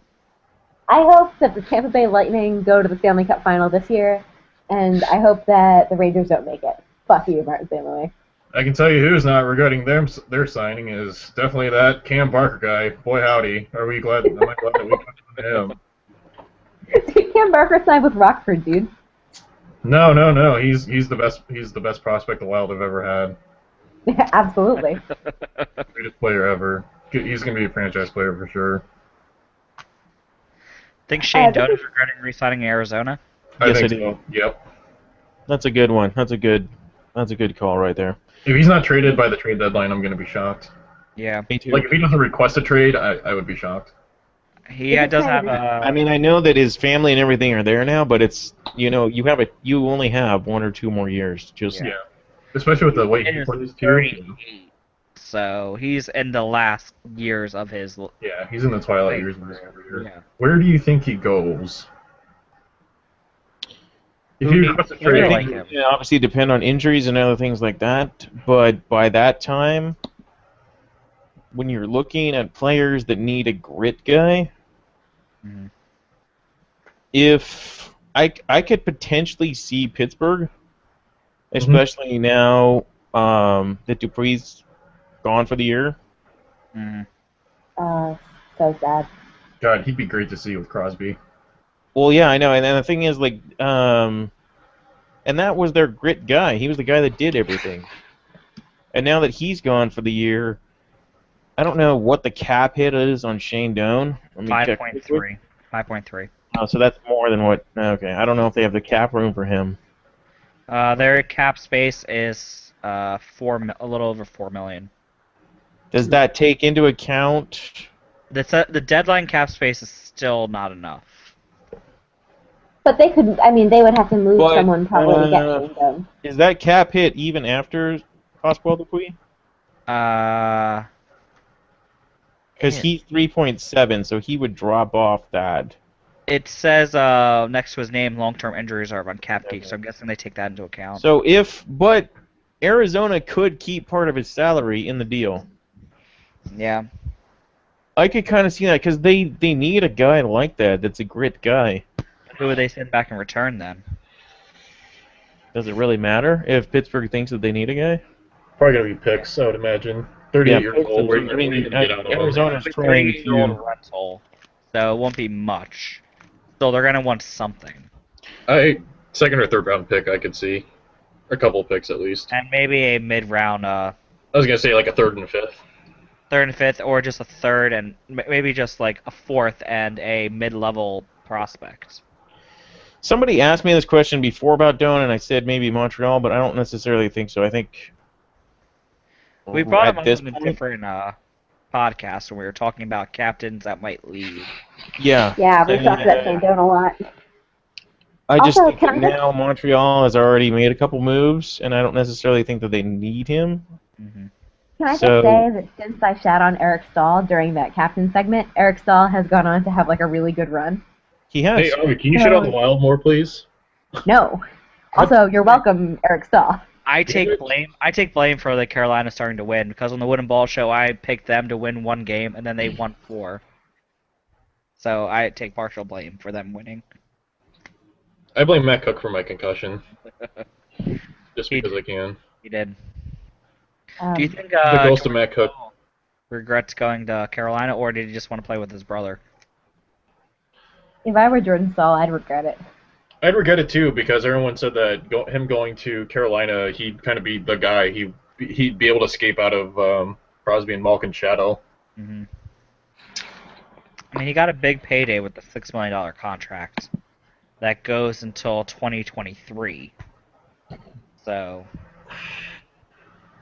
he does This have is that kind of going. This is kind of a sad one, but do you think that the Blue Jackets regret signing Nathan Horton? Yes, for sure. Yeah. Yeah. I mean, they signed know. him knowing he had, what was it, a leg problem when they first signed him? Back issues, I think. Other back issues. Because I know they signed him and he was out until He's had other December. I know he was out until December when they first signed him, but they were okay with him coming in late. And then when he did come in, he totally screwed up the chemistry of the team. I remember that. I think they might regret it now, but if he retires, it will not be a hit to their cap, so he can with no problem for them. So, I'm just looking up and down the teams and trying to remember people they signed that they might regret. I don't think any other people really have big signings that might regret it now. Did anybody from Twitter think? It doesn't look like anybody from the Twitter says who might regret things. It's kind of been a slow day on Twitter. Yeah. It is Friday though. Mm-hmm. Yeah, I We can't mean, expect a bunch of talking to us every single Friday. Yeah. I expect it. We expect better from you guys. Apparently, the Well, Devils. also today is a very busy day for traveling for a lot of people. That's true. It is. Things like that because next week's a short week, Yes. and a lot of people are leaving today or tomorrow to go for family for Thanksgiving. So. Hey! Cassie just tweeted at us. Shannon Sabatos just got her first professional win. Hey, congratulations, Shannon. Good job. Yeah. That's awesome. So she plays for the Columbus Cottonmouths in the SPHL, and they just won in OT. And Julia says they're a pretty fucking terrible team, so that's why she hasn't won yet. But that's awesome.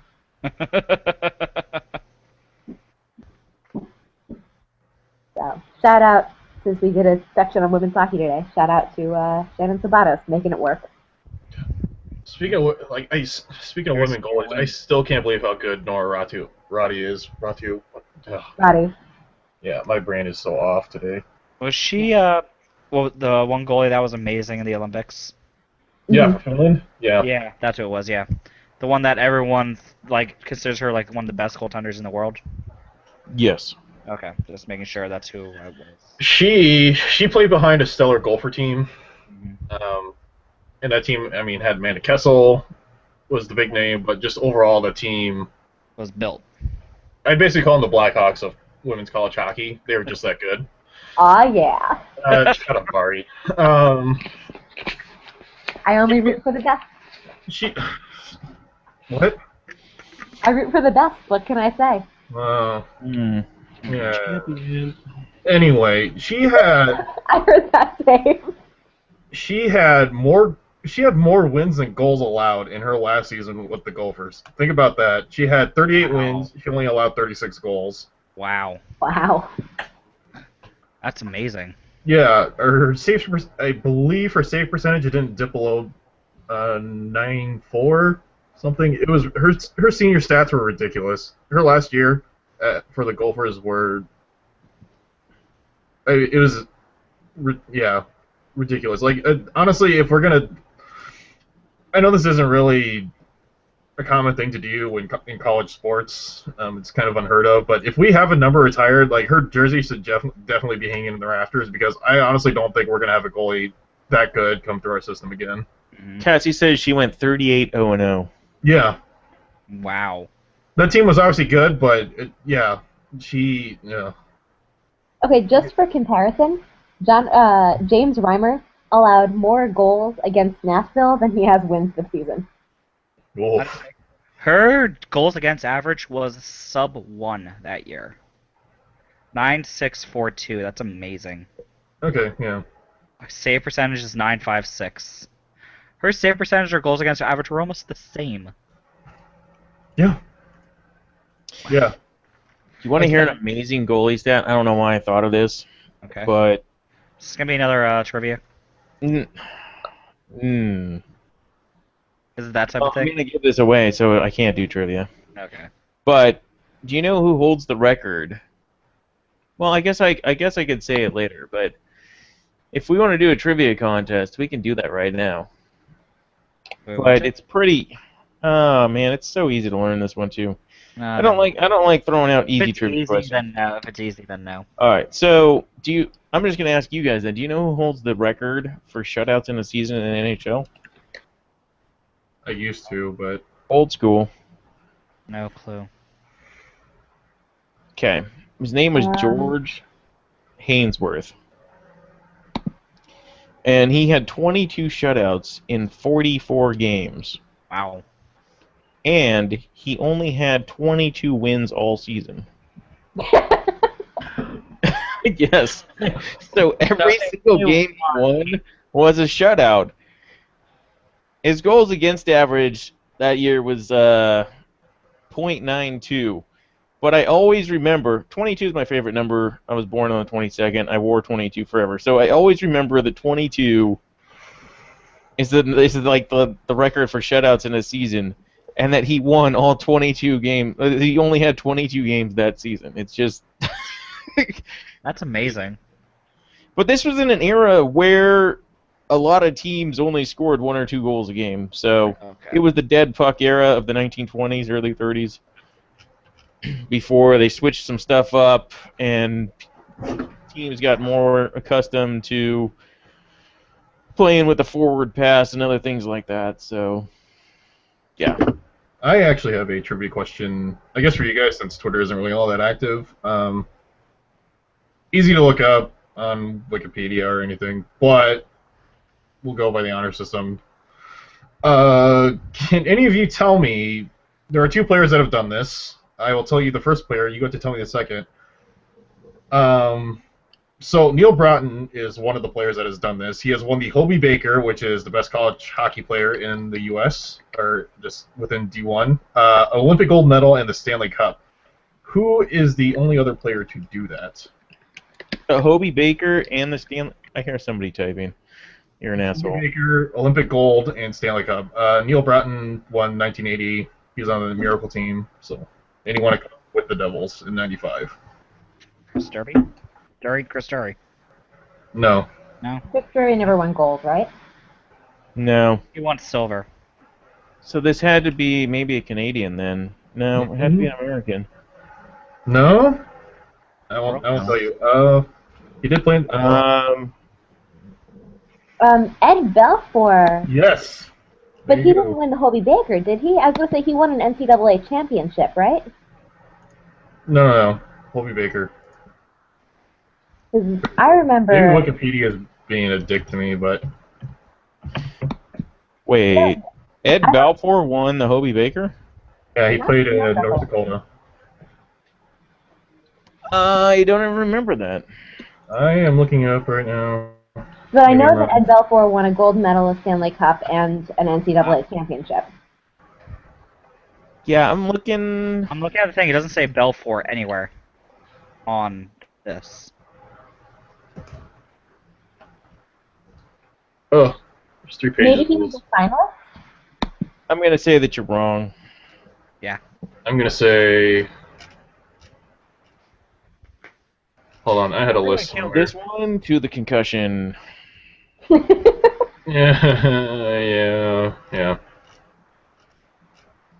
They might be the only 2... Maybe Ed Belfour was a finalist and didn't win. Did Ed Belfour ever win a Stanley Cup? He Yeah. won with Dallas, right? Neil Burleson and Ed Belfour are the only players to have won an NCAA championship. You know what? I was close. It was NCAA championship, not Hobey Baker. Well, strike this one up to the concussion because apparently I can't read either now. Ed Belfour is the only... Or he's the winningest goalie to ever be drafted, right? Mm-hmm. I'm actually going to sign off because my headache's starting to pick up. No, Dave. No. I'm sorry. So, I'm sorry. I'm sorry that we questioned you and now your head hurts. no. I mean, it's been pretty constant, so. Yeah, definitely get some rest. Yeah. Yep. Goodbye. Bye, Later. Dave. Feel better. We had all 4 of us for once. That was awesome. Yeah. Yeah, Ed Belfour, one of my favorite players as a kid. Get a He lot was of one of my favorite players growing up too, actually. Yeah, he was awesome. I actually used to love watching and playing with the Blackhawks on NHL 94 and 95. Back with Jeremy Roenick. Yeah, When he and was the best player ever in NHL. Pretty much. so Jeremy Roenick is eligible for the Hall of Fame next year, right? Yeah, I don't think he'll make it first ballot. Yeah, probably Definitely not. like Next in year's there. stacked, though, isn't it? Pronger can't get in now. Pronger can't get in, but Lidstrom's getting in. Let's see.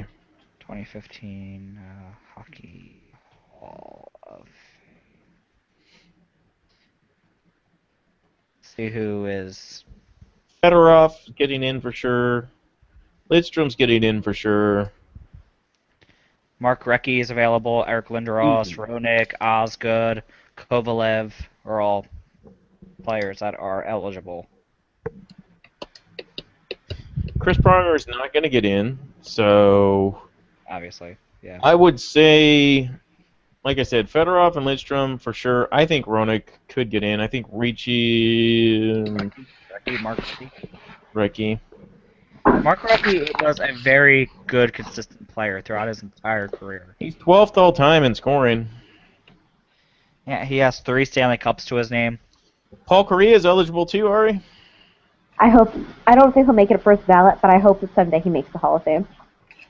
I think he might. He I think averaged he's a pretty point per borderline. game throughout his career. Exactly a point per game.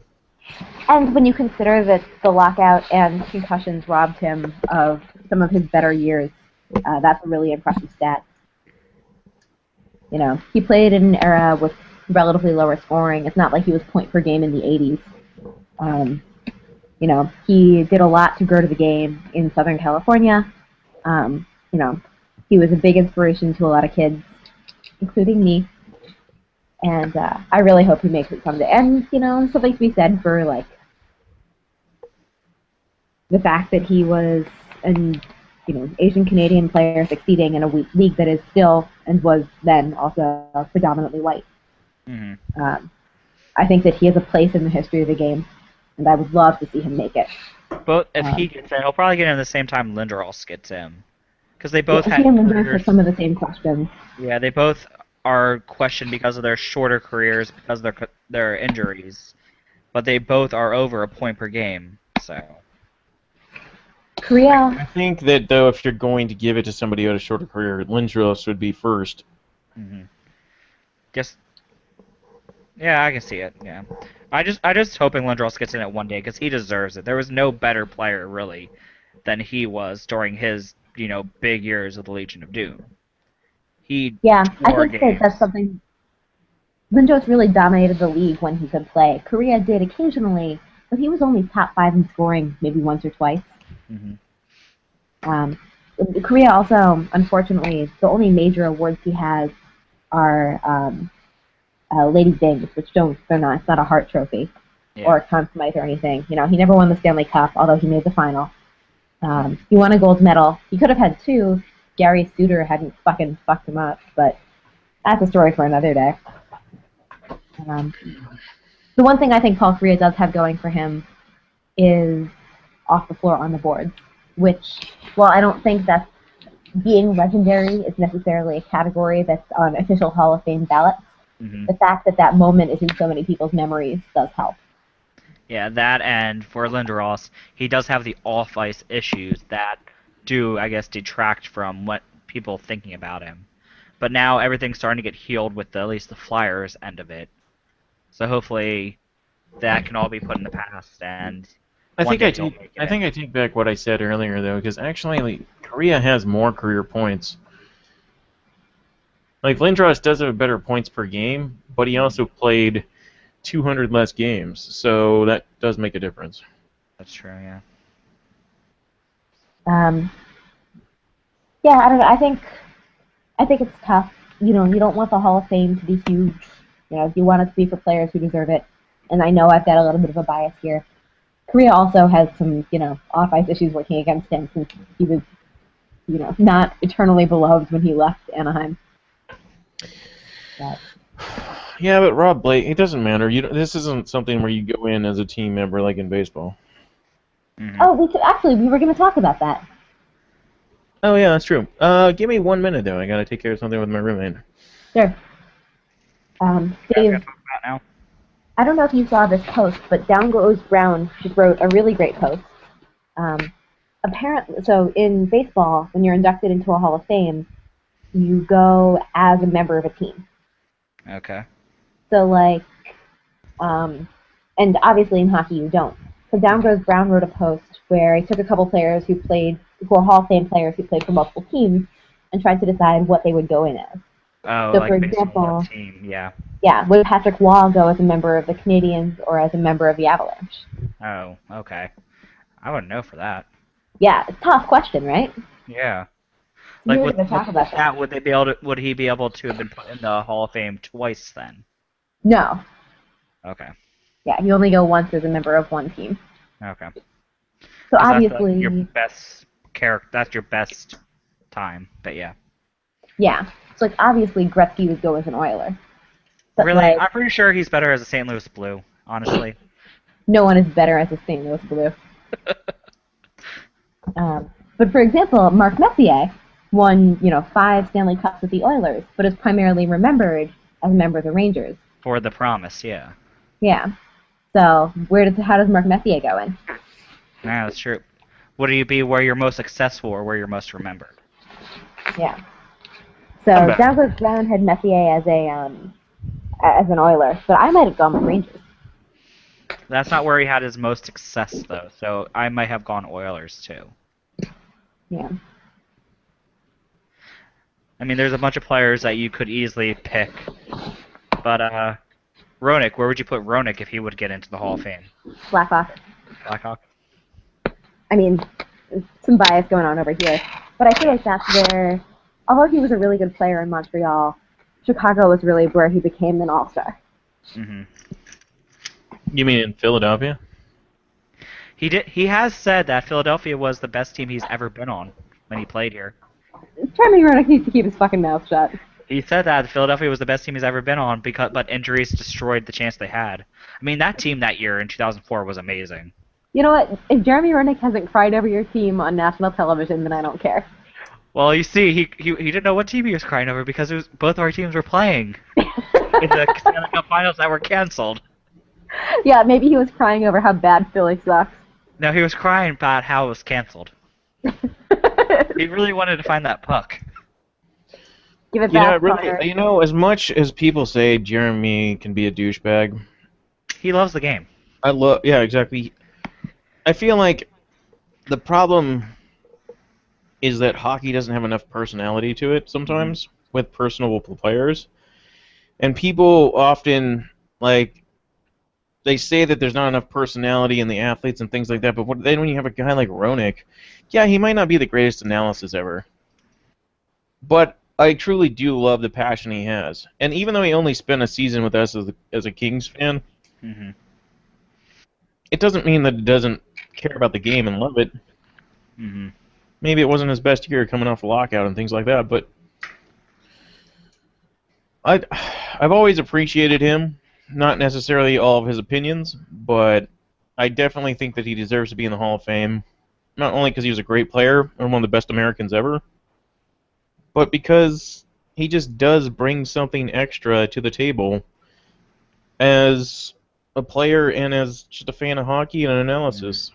He does call out Mike Milbury, though, so that helps. Yeah, you want, hockey is an entertainment product, and it's entertaining when players are characters. Yeah. I love Jeremy Roenick. I loved it when he danced on ice. I loved it when he talked shit to Patrick Waugh, although he got burned. He got Play with burned Fire, pretty bad. and I assume everyone knows that story, but if you don't know that story, Jeremy Roenick, Patrick Waugh stopped Jeremy Roenick on a breakaway, on a penalty shot. And, I don't know. The point is, Jeremy Roenick asked where Patrick Waugh was in Game 2 when Jeremy Roenick had scored on him, probably trying to find his jock in the rafters. To which Patrick Waugh responded, I can't hear you because I can't hear Jeremy because I have my two Stanley Cup rings plugging in my ears. Which is It was amazing. one of his more likable moments. If you haven't seen the video, go look it up because Patrick Waugh delivers it impeccably in his like little French Canadian accent. It's pretty great. But no, I like Jeremy Roenick, even though he is kind of an asshole sometimes. Mm-hmm. Actually, except for that time that he called Marian Hossa soft, because I'll never fucking forgive him for that. I was actually at the game that he was dancing. That was in Las Vegas. Oh, that's awesome. I didn't know you were there. That's so cool. Yeah. That was pretty much the highlight of his season with us. Honestly, he said he hadn't worked out after the lockout, and he came in and he was in terrible shape. And I went to Frozen Fury, which is our preseason game that we do in Vegas every year, and yeah, we were all excited to have him there. And then my best friend is a Jeremy Roenick fan. He's always like, my favorite team's the Kings, and then whatever team Jeremy Roenick's on, like when we were growing up. So we all went out to Vegas, and that was pretty much the highlight of his entire season. And It was a playoff game, preseason game. yeah, it was a preseason game. He had one game where he scored like 3 goals or something against Dallas, but aside from that, that was pretty much it. Mm-hmm. Yeah, it sounds about right from my recollections of it. So Cassie just brought up that the Bob McKenzie call out of Milbury that happened a couple days ago. What did you guys That was think? amazing. For all you that don't know, I forget who they were talking about, but Milbury ended up saying, "I wish that I could have gone right from the ice up to the president's spot." And Bob McKenzie replies back to him, "So do the Islanders." And it It's was just that in that moment, you just had to high five yourself. just because you couldn't high five him. Yeah, just like, nice. Like, that's the point at the bar when you're like, all right, I'll get your next beer. If I saw Bob McKenzie right now, I'd be like, Bob McKenzie, let me buy you a beer. At other moments, Bob McKenzie can buy his own beer because he makes a lot more money than I do. I love Bob McKenzie. Everyone loves Bob McKenzie. He's pretty great. He is. If you see him tweeting about something, you know it's true. Pretty much. Yeah.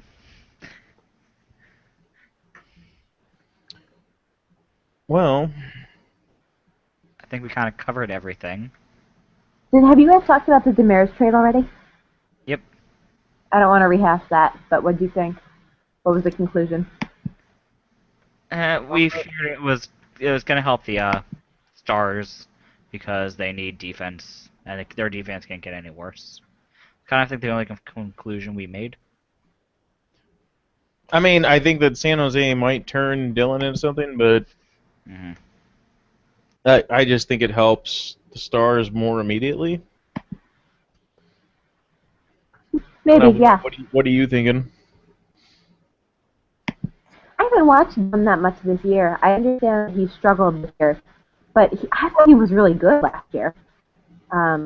Maybe better than Demers. I really love Jason Demers, so I was sad to see him go from San Jose because it seems like he's one of those guys that, you know, like Scott Hartnell, I can't still kind of think of him in anything other than orange. I can't really imagine Demers in anything other than teal. But, yeah, I thought I was going to always think Hartnell and orange too. Yeah, I was surprised, definitely really surprised by it. We're surprised and devastated because he is the Flyer. He is the Flyer. Even genetically, he is the Flyer. Yeah, he's so Flyer. He got his hair to be that color. We have a couple incidents tonight. We already talked about the Malkin thing, hit by Boychuk, but Milan Lucic basically got his face punched in by Prout tonight. It's pretty much the most beautiful thing I've seen all night. I did not see this. Is it on new tab in our hockey? No, it's on the front page. I just posted it in the sidebar. Okay. Nope, I didn't. You Look at posted That it's is not the the top right one. thing. the Lucic gets rocked thing. Yeah. Pretty much everything you wanted out of this happened. Oh, he went down. Yes. One punch. Okay, you posted in the sidebar. I love what GiveCat does to their URL names. Fortunate, thorough, Amazon parrot. Wow. Wow. He just gets dropped. That's not good for your face. And by your face, I mean your head. But that's really good for Ryan Miller's soul.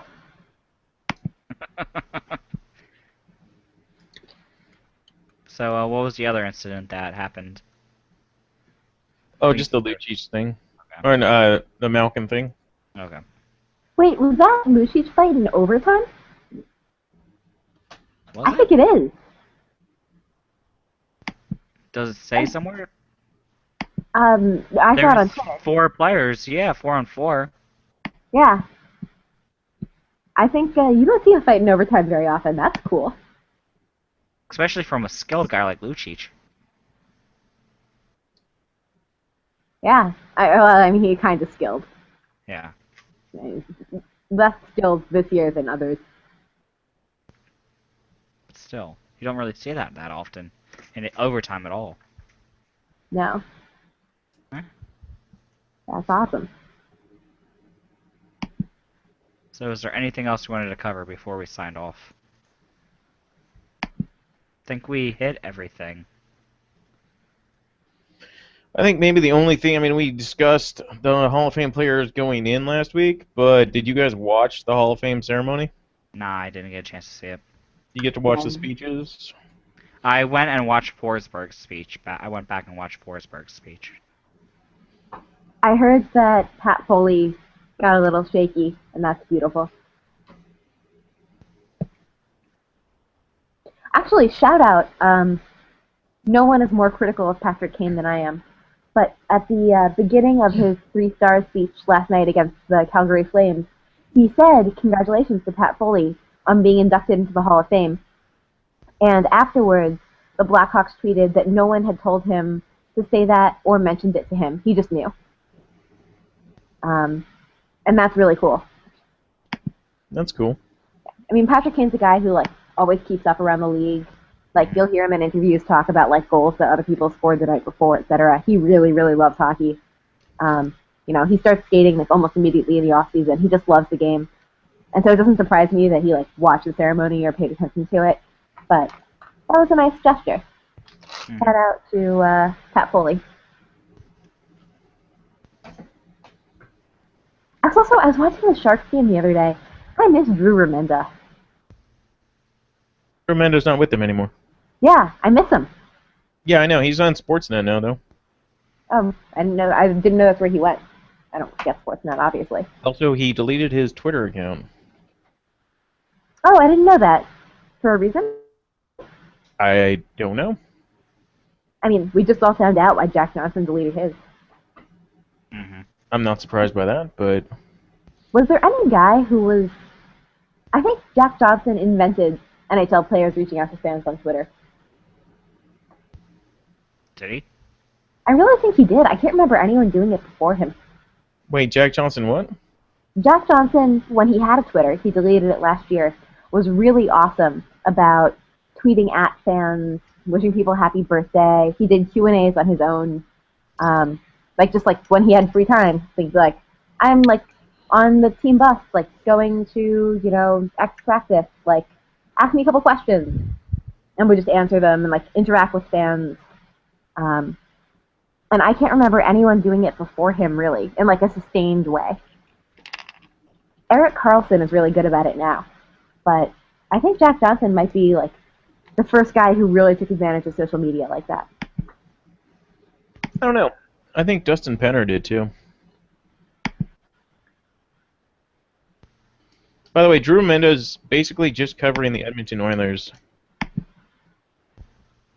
for Sportsnet now, so it's just on their regional broadcast. Oh, that sucks. That's a definite downgrade from San Jose. Yeah, I don't really understand why he got replaced, but whatever. Yeah, he was great. In my opinion, the Sharks had one of the best combos of announcers. Hmm. Sharks, if you're listening to this, I'm disappointed in you. But being disappointed in the Sharks isn't exactly new. That's true.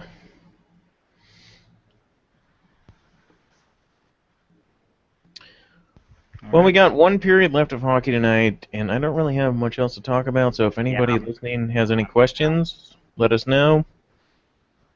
I apologize that this week hasn't been as exciting as others. There's not a lot of hockey tonight, and I think a lot of us were busy this week.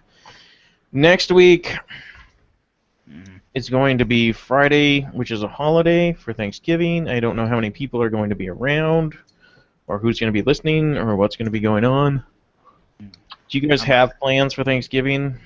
Well, Yeah. that Friday, I'm trying to go to the Flyers Rangers game for Black Friday, so I'm not sure if I'll be around for this, even though that's at like 1 o'clock. I'll probably be out with my friends afterwards. I'm happens. going to the LA Auto Show. My family doesn't really celebrate Thanksgiving because nobody knows how to cook. So, and we usually just go to the LA Auto Show. I don't know if that's going to be Thursday or Friday. So if it is Friday, then I don't know what's going to happen. I'm definitely out on this one. My family, we're big on Thanksgiving, so I'll be in the Northeast traveling. I mean, on Thanksgiving, we're obviously not going to have a show because that's Thursday. Well, I like the whole week, the whole basically. weekend, I leave Thursday, or I leave Tuesday afternoon from Washington, and I'll be traveling until like Sunday. Okay. And then I move on Monday, which, fuck that. Where are you moving to? A different place in Washington. Oh. And then she'll be leaving to like somewhere in Europe like a week later or something because Ari's always on the move. I'm applying to a fellowship in India right now. Are you being serious or not? I'm dead serious. Which part of India? It's non-specific. You apply and then they place you with an NGO. It's the Clinton American Indian Foundation Fellowship. So. Why would you do that? Like, what is it about India that you want? Because India's a terrible place to go for women. India is a terrible place to go for women. It's not. I work for an Indian company. I'm just gonna let you know that pretty much everyone that I work with in my office here is like, there's no way I want to go back to India. Yeah, I mean, I'm not going to live there long term. It'd be, I think it's a 9-month to a year project. It's very prestigious. It's extremely interesting work. In terms of track record on safety, Clinton Foundation is about as good as you're going to get. And honestly, I just love to travel. No, I get that. I personally, working with an Indian company and knowing a lot of Indians, I wouldn't want to work there. I mean, I've applied to other fellowships too, and I might stay in Washington yet, or might go back to New York, or I might go to China, or possibly Vietnam. And honestly, if I go to China, actually, if I go to Thailand, there's a not small chance I could get arrested for political work. So, you know, I kind of chose what I do with the knowledge that it could be dangerous, and just gonna have to deal with that as it comes when I leave the U.S. So we'll see. Sweetness. When I was a kid, I wanted to be a war correspondent, so it could be worse. I thought about doing that once. Yeah, I was really serious about it until I was like 15. And then my parents were like, yeah, how about you learn Chinese instead of Arabic? And that sort of changed things. But, Well, I wish you the best on that. I hope you get whatever you want. well, thanks, Dave. If you go to India, I'll come visit you. But you won't come visit me in Washington. No. Sorry. That's just too far away. Well, at least with India, I can make it a work expense. Surely you need to lobby someone in Congress. I don't know anybody in Washington. Sorry. At least with India, I could literally go there.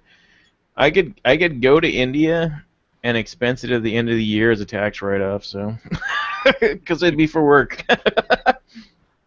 That's awesome.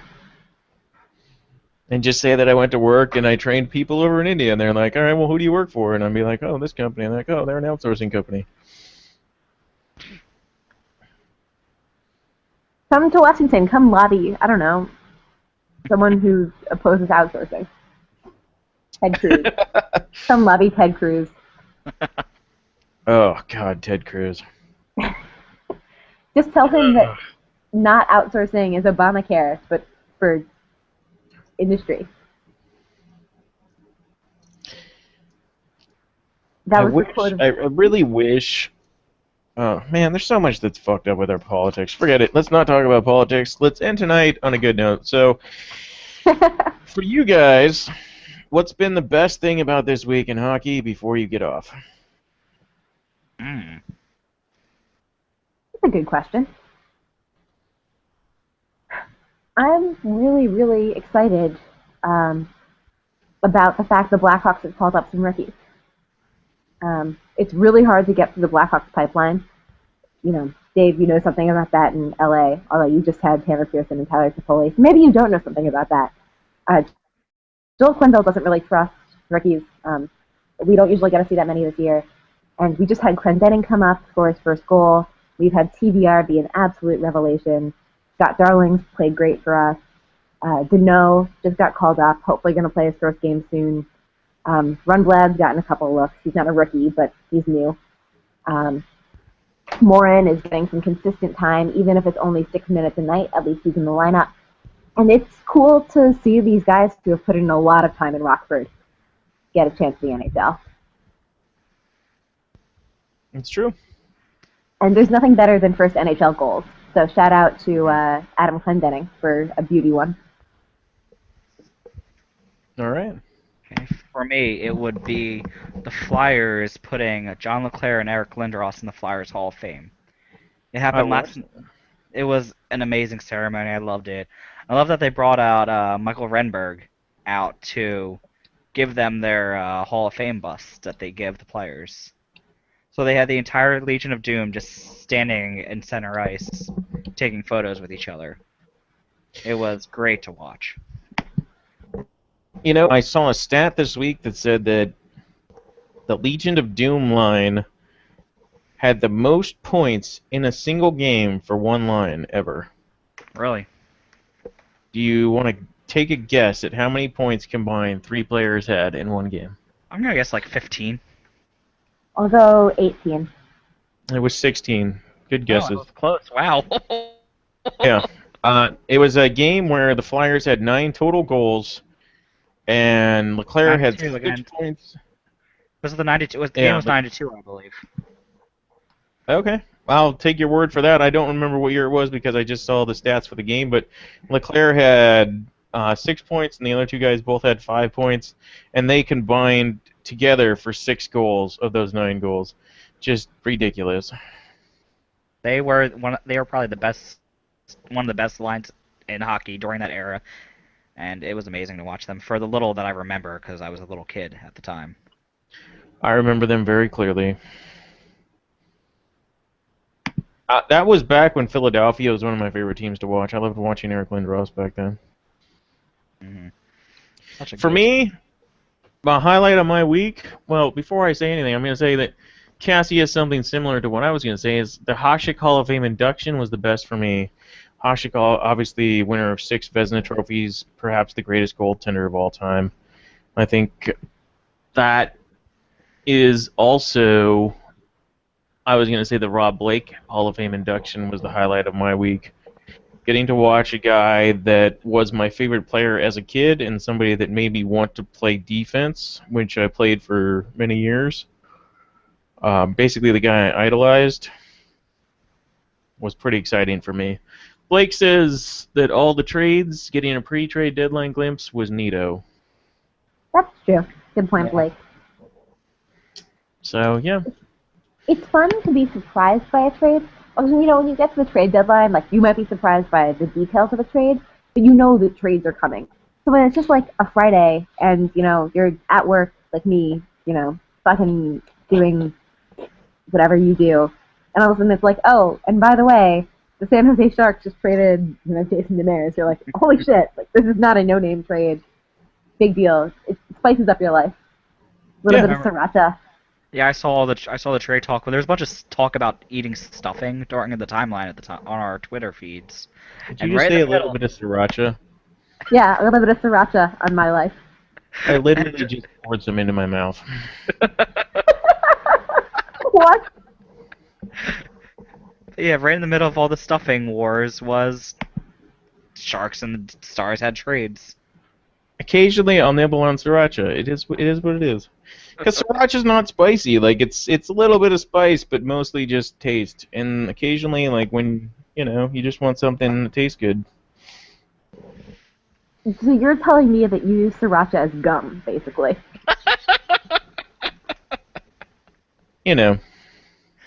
Things happen. You know what? I don't think it's that much different than, like, if you don't want to actually eat anything and you're just like, you know what? I could go for a little something that tastes good. I've done it with Tapatio too. Oh my god. Oh my god. Ari can't even right now. Why is that different than like somebody like grabbing a bite of anything else? I just have this image of you with like a bottle of sriracha, like a head tilted back, like squirting sriracha into your mouth, like hockey players do water. I mean, you do have to do that in order to get it into your mouth. So I don't really know. This is the funniest thing that's happened to me all week. But how would that be any different than actually like squirting something into your mouth of anything else? Dude, it's a condiment. Yeah, but You it's can't the just best eat condiments condiment. plain. If I just had like a thing of yellow mustard and was like put it on a knife and like sticking the knife in my mouth, you would think that's weird, right? Eh.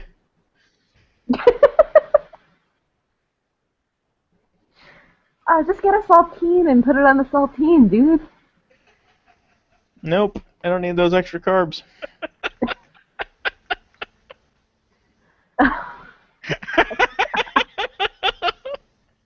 This is such a revelation.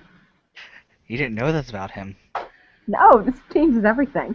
I don't understand why it's wrong, and I'm not going to apologize I for it. don't know why it's wrong either. I'm just laughing. I don't know why it's that big of a deal. Because you can't drink condiments.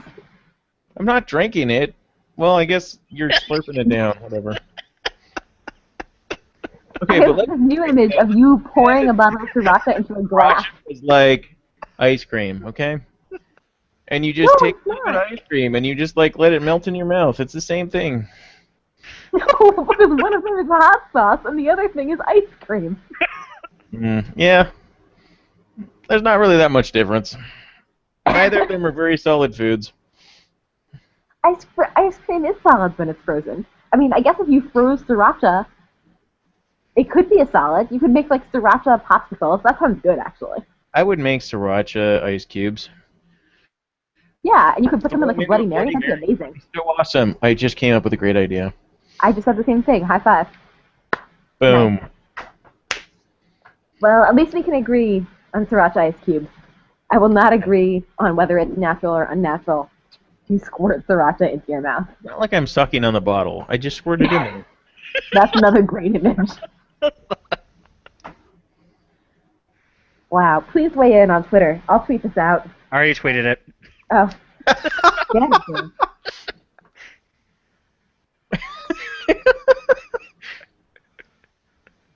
I mean, it's not a question for him, but I did tweet something out about it.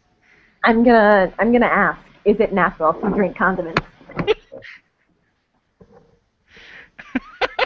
I feel like sriracha is more than just a condiment, and it's more like a religious experience. I mean, sriracha is love. Is sriracha life? It almost is. Although I don't think it's spicy enough to be life. So Doesn't have the spice of life. no. There are so many hot sauces that are spicier that go better with other things. Sriracha is one of those things that's like a spice for all food. So maybe If I had to buy one thing to keep in like a like a cabinet, I would choose sriracha. I would actually agree with that. Like, even though I like Tapatio a lot and I like other hot sauces in different contexts, sriracha is definitely the most universal. Can I make a statement? Yes. I've never had sriracha. Oh my god.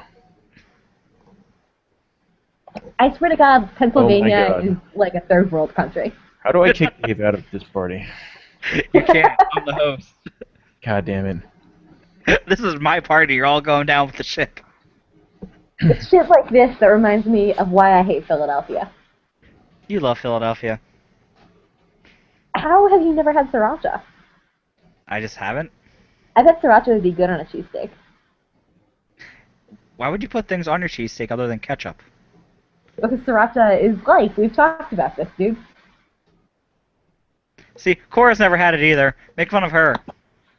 Cora roots for the Maple Leafs. We already knew her life was fucked up. And the Hurricanes. And the Hurricanes.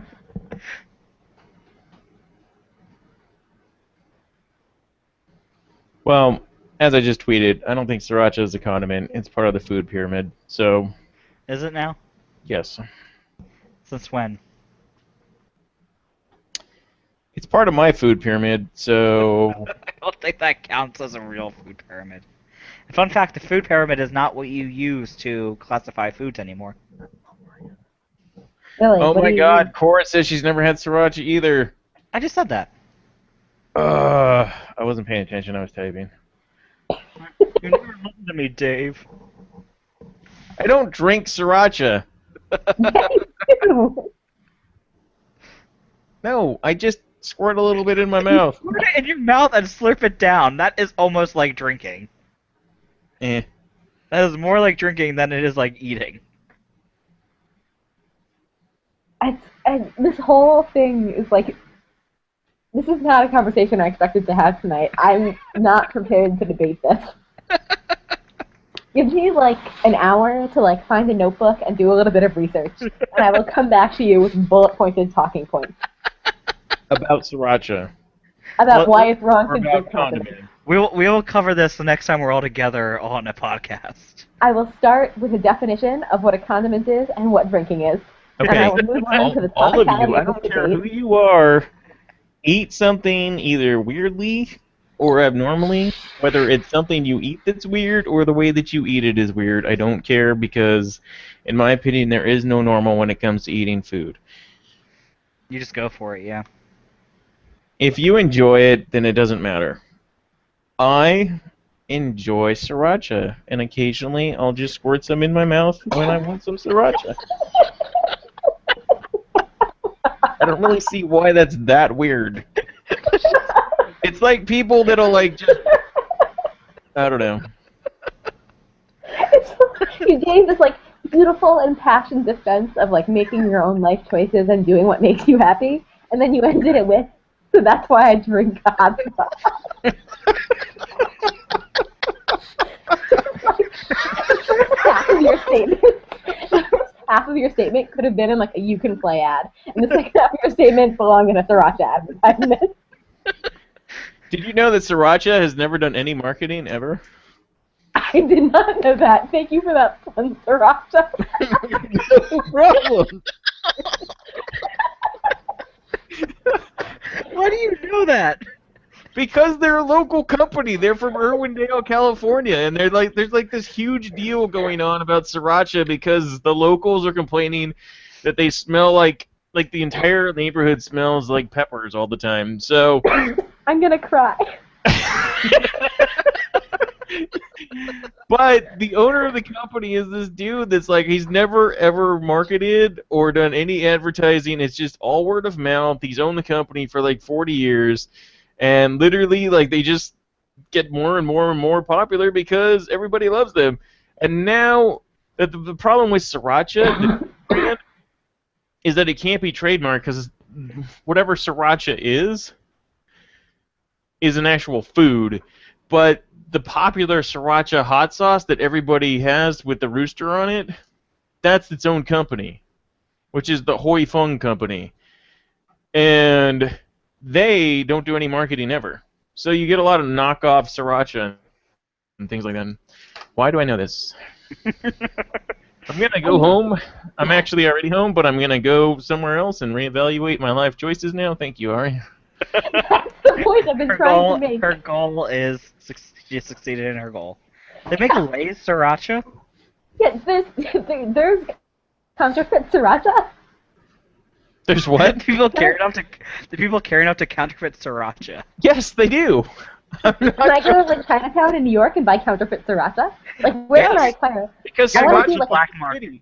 Sriracha is literally like a city or like a. Let me look it up really quick. But there's like a sauce. You gotta go to like the black market to do it. I want want to do like Sriracha. I want to do a taste test comparison of like real Sriracha versus knockoff Sriracha.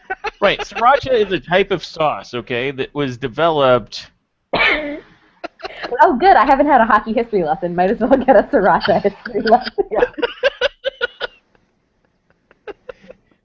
So basically, well, you might go to Thailand. You probably want to know this. So it is big in Thailand, and there's a Sriracha sauce.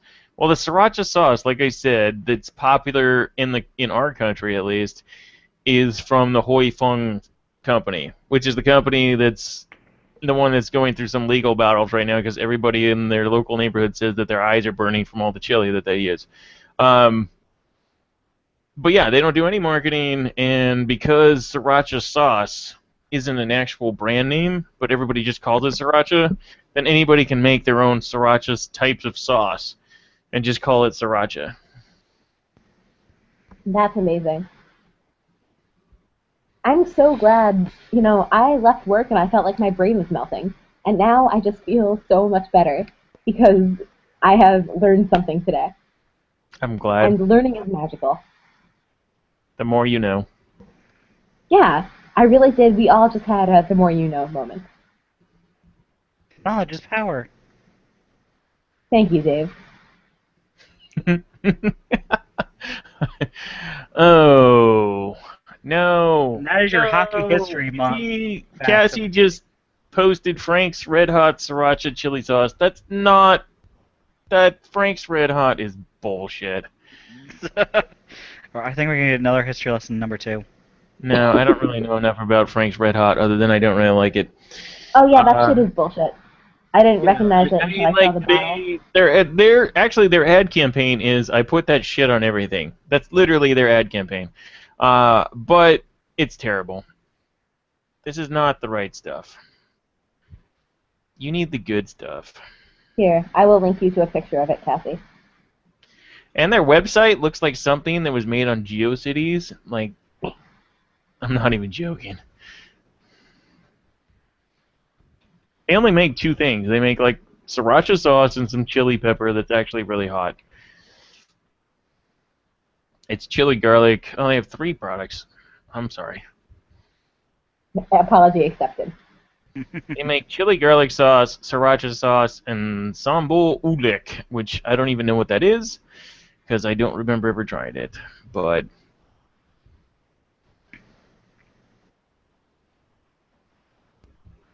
anyway, as the knockoff stuff, by the way. A lot of people have knockoff stuff. But that Frank's the knockoff version of it. Yeah, fuck Frank's. Okay. Well, this weekend. Alright, so next week, I don't know if we're going to have a podcast, but I assure you that if I do have a Thanksgiving dinner somewhere, it will have Sriracha on it. So you guys... He'll just be drinking it down instead of eating the turkey. Should we talk before we go about, yeah, first of all, are you going to use Sriracha as a palate cleanser in between Thanksgiving meals? No. No. Now that we've had the turkey, Sriracha let me put some definitely does Sriracha not- on my tongue. I'm just going to say, Sriracha definitely does not clear your palate. Enough of it would. Pretty much your tongue would be numb with enough of it, and you wouldn't actually taste anything. So That's kind of like clearing your palate, right? Yeah. Mm, Of everything. I guess so. So before we move on, should we talk about what games we're looking forward to this weekend? Sure. What games are this weekend? We've got a ton of games tomorrow. Minnesota plays Tampa Bay. Chicago plays Edmonton. St. Louis plays Ottawa. Montreal plays Boston. Columbus and Philadelphia. Buffalo and Washington. That game's going to suck. Pittsburgh and New York. Again. The Islanders, sorry. Detroit plays Toronto. Los Angeles plays Dallas. Florida plays Nashville. Carolina plays Colorado. That game will also suck. New Jersey plays Calgary. Arizona plays San Jose. And then on Sunday, St. Louis plays Winnipeg, afternoon game. Montreal plays the Rangers. Chicago plays Vancouver. And Arizona plays Anaheim. Well, I'm just going to say that the Kings have left home, and traveling outside of the Staples Center is disastrous. So we are the best home team in the league, and once we leave here, we forget how to play hockey. So I'm not really looking forward to our road trip, but we do fortunately get to play Dallas, which I hope means that we're going to play well, but I don't really have faith in that. And then we have a tough Nashville team and tough Minnesota team, so I can't really say that I'm looking forward to this road trip at all. I think the Boston-Montreal game tomorrow is going to be fun. Yeah, those are always fun. They're always fun. Tampa and Minnesota might have a fun game. Yeah, especially if Tampa's playing really well. If Minnesota plays well, it could always be. Yeah. Chicago-Edmonton has the potential to be hilarious, but I think the game I'm the most excited for is Chicago-Vancouver. I guess that's on Great the rivalry. right? Yeah, it's a Sunday. Obviously Sunday not on the same Sunday. way they're playing the Oilers. No, although we're on the circus trip right now, which is one of the worst parts of the season. We're going to play a lot of away games, and several back-to-backs. Sunday, I mean, Montreal is playing not only Boston, but then they have a rematch against the Rangers, who are their Eastern Conference Finals matchup. Who suck right now, should be said. Who, the Rangers? Yeah, Yeah, well, Lundqvist is playing like shit, so. yeah, very strange. Mm-hmm. I mean, like last year he got off to a slow start, but then he was great. I mean, we're 20 games into the season. This isn't a slow start anymore. And the team in front of them hasn't been bad. Yeah, but their I don't defense has think been knocked up. Yeah. I guess losing Girardi, I think, is who they lost. Well, more than that, McDonough, Boyle was hurt for a while. Is McDonough still out, or is he back yet? Oh no, he's still out. Oh, that's a huge. Oh, I forgot about that. That's a huge loss. Yeah, no, their defense has been seriously banged up all season. So Yeah, they have McDonough and Lee Stepniak are both out right now. At least Stepniak is kind of useless. It's a right wing. He's a winger, so. Yeah, he used to play. He played on Pittsburgh last year, or 2 years ago. He's useful for them, though.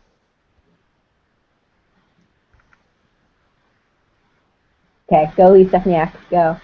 I actually don't know if he's useful for them or not. Yeah, Lee Stepniak went to Pittsburgh from Calgary, I think. Well, if he went to Pittsburgh, I automatically hate him. Yeah. There you go. That's the spirit. tonight, by the way, Benoit Pouliot broke his foot in the second period. Really? Oh, great. Edmonton needed more suffering. Yeah. Is it really suffering? No, that game has less than a minute left, and they're showing the recap. Yeah, evidently he's gone. So I'm guessing with a broken foot, it's probably going to be at least 4 weeks. Yep, broken feet suck. I've been there twice. Oh my god, Sunrise is letting me watch it. I don't have Sunrise, it's letting me watch it. It'll let you watch it for 5 minutes. That's cool. Oh, sweet. There's 33 seconds left. Yeah, Center Ice always lets you watch 5 minutes a day. Okay. I didn't know that. This is very useful then. If you're logged in, it'll let you watch it for like 5 minutes, and then it'll be like, you must subscribe to watch more. Oh And then yeah, you're like, it'll no, give you thank like you. 5 minutes every day. Oh, sweet. I mean, if I was still out of market, I probably would have ended up buying Corey Steiner Sunrise. just made a ridiculous save to preserve his shutout. think I just watched that. Edmonton's going to lose at home right now. There's Edmonton, nothing- by the way, Edmonton, if you didn't see, has still yet to win a game against an Western Conference team. Mhm. What's the over/under on jerseys thrown tonight? Say again? What was that? What's the over/under on jerseys thrown on the ice tonight? None, because they're playing New Jersey and nobody cares. And actually, I Edmonton honestly hasn't think played at this point badly. it's just Corey apathy. Snyder has robbed them of a couple goals, so they're going to lose 2-0. It's not like it's that bad of a game. Honestly, I think at this point it's just apathy for them, all the fans. Well, they just got shut out, so. Mm-hmm.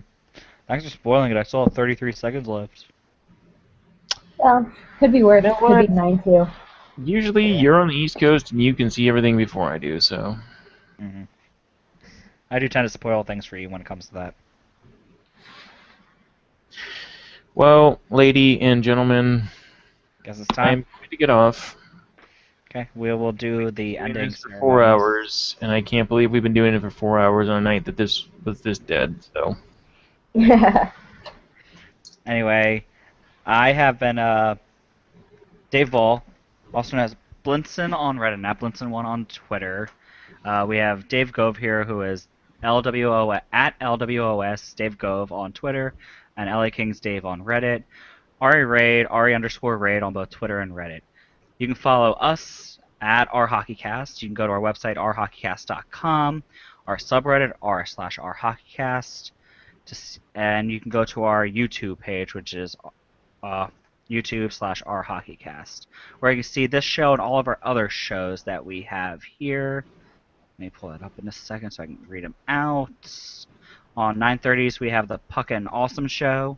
On Thursdays, we have Tyler Thursdays at 7:30, the Our Hockeycast After Hour at 10:30, and tonight we have obviously the Mighty Dave Show, which we should be renaming soon, 8 p.m. And tomorrow we should have the Wooden Ball Show around 3 p.m. though that might be moved up. And I think I covered everything. So unless you guys have something else. Yeah. Nope. I don't have anything to promote except for it's the Davis Cup right now, which is the last big tennis tournament of the season. And last time I told you guys to watch Roger Federer, the match the next day was one of the best of the year. So tomorrow morning, tune in. You can catch it on any of your illegal sports streaming networks. Watch doubles and see what happens. The Davis Cup is like a team tennis style tournament between countries, and this is the finals. And it's Switzerland versus France, and it's very contentious. So, do that. That's all I got. That's all we got. Okay then. Have a good night, everybody. Later.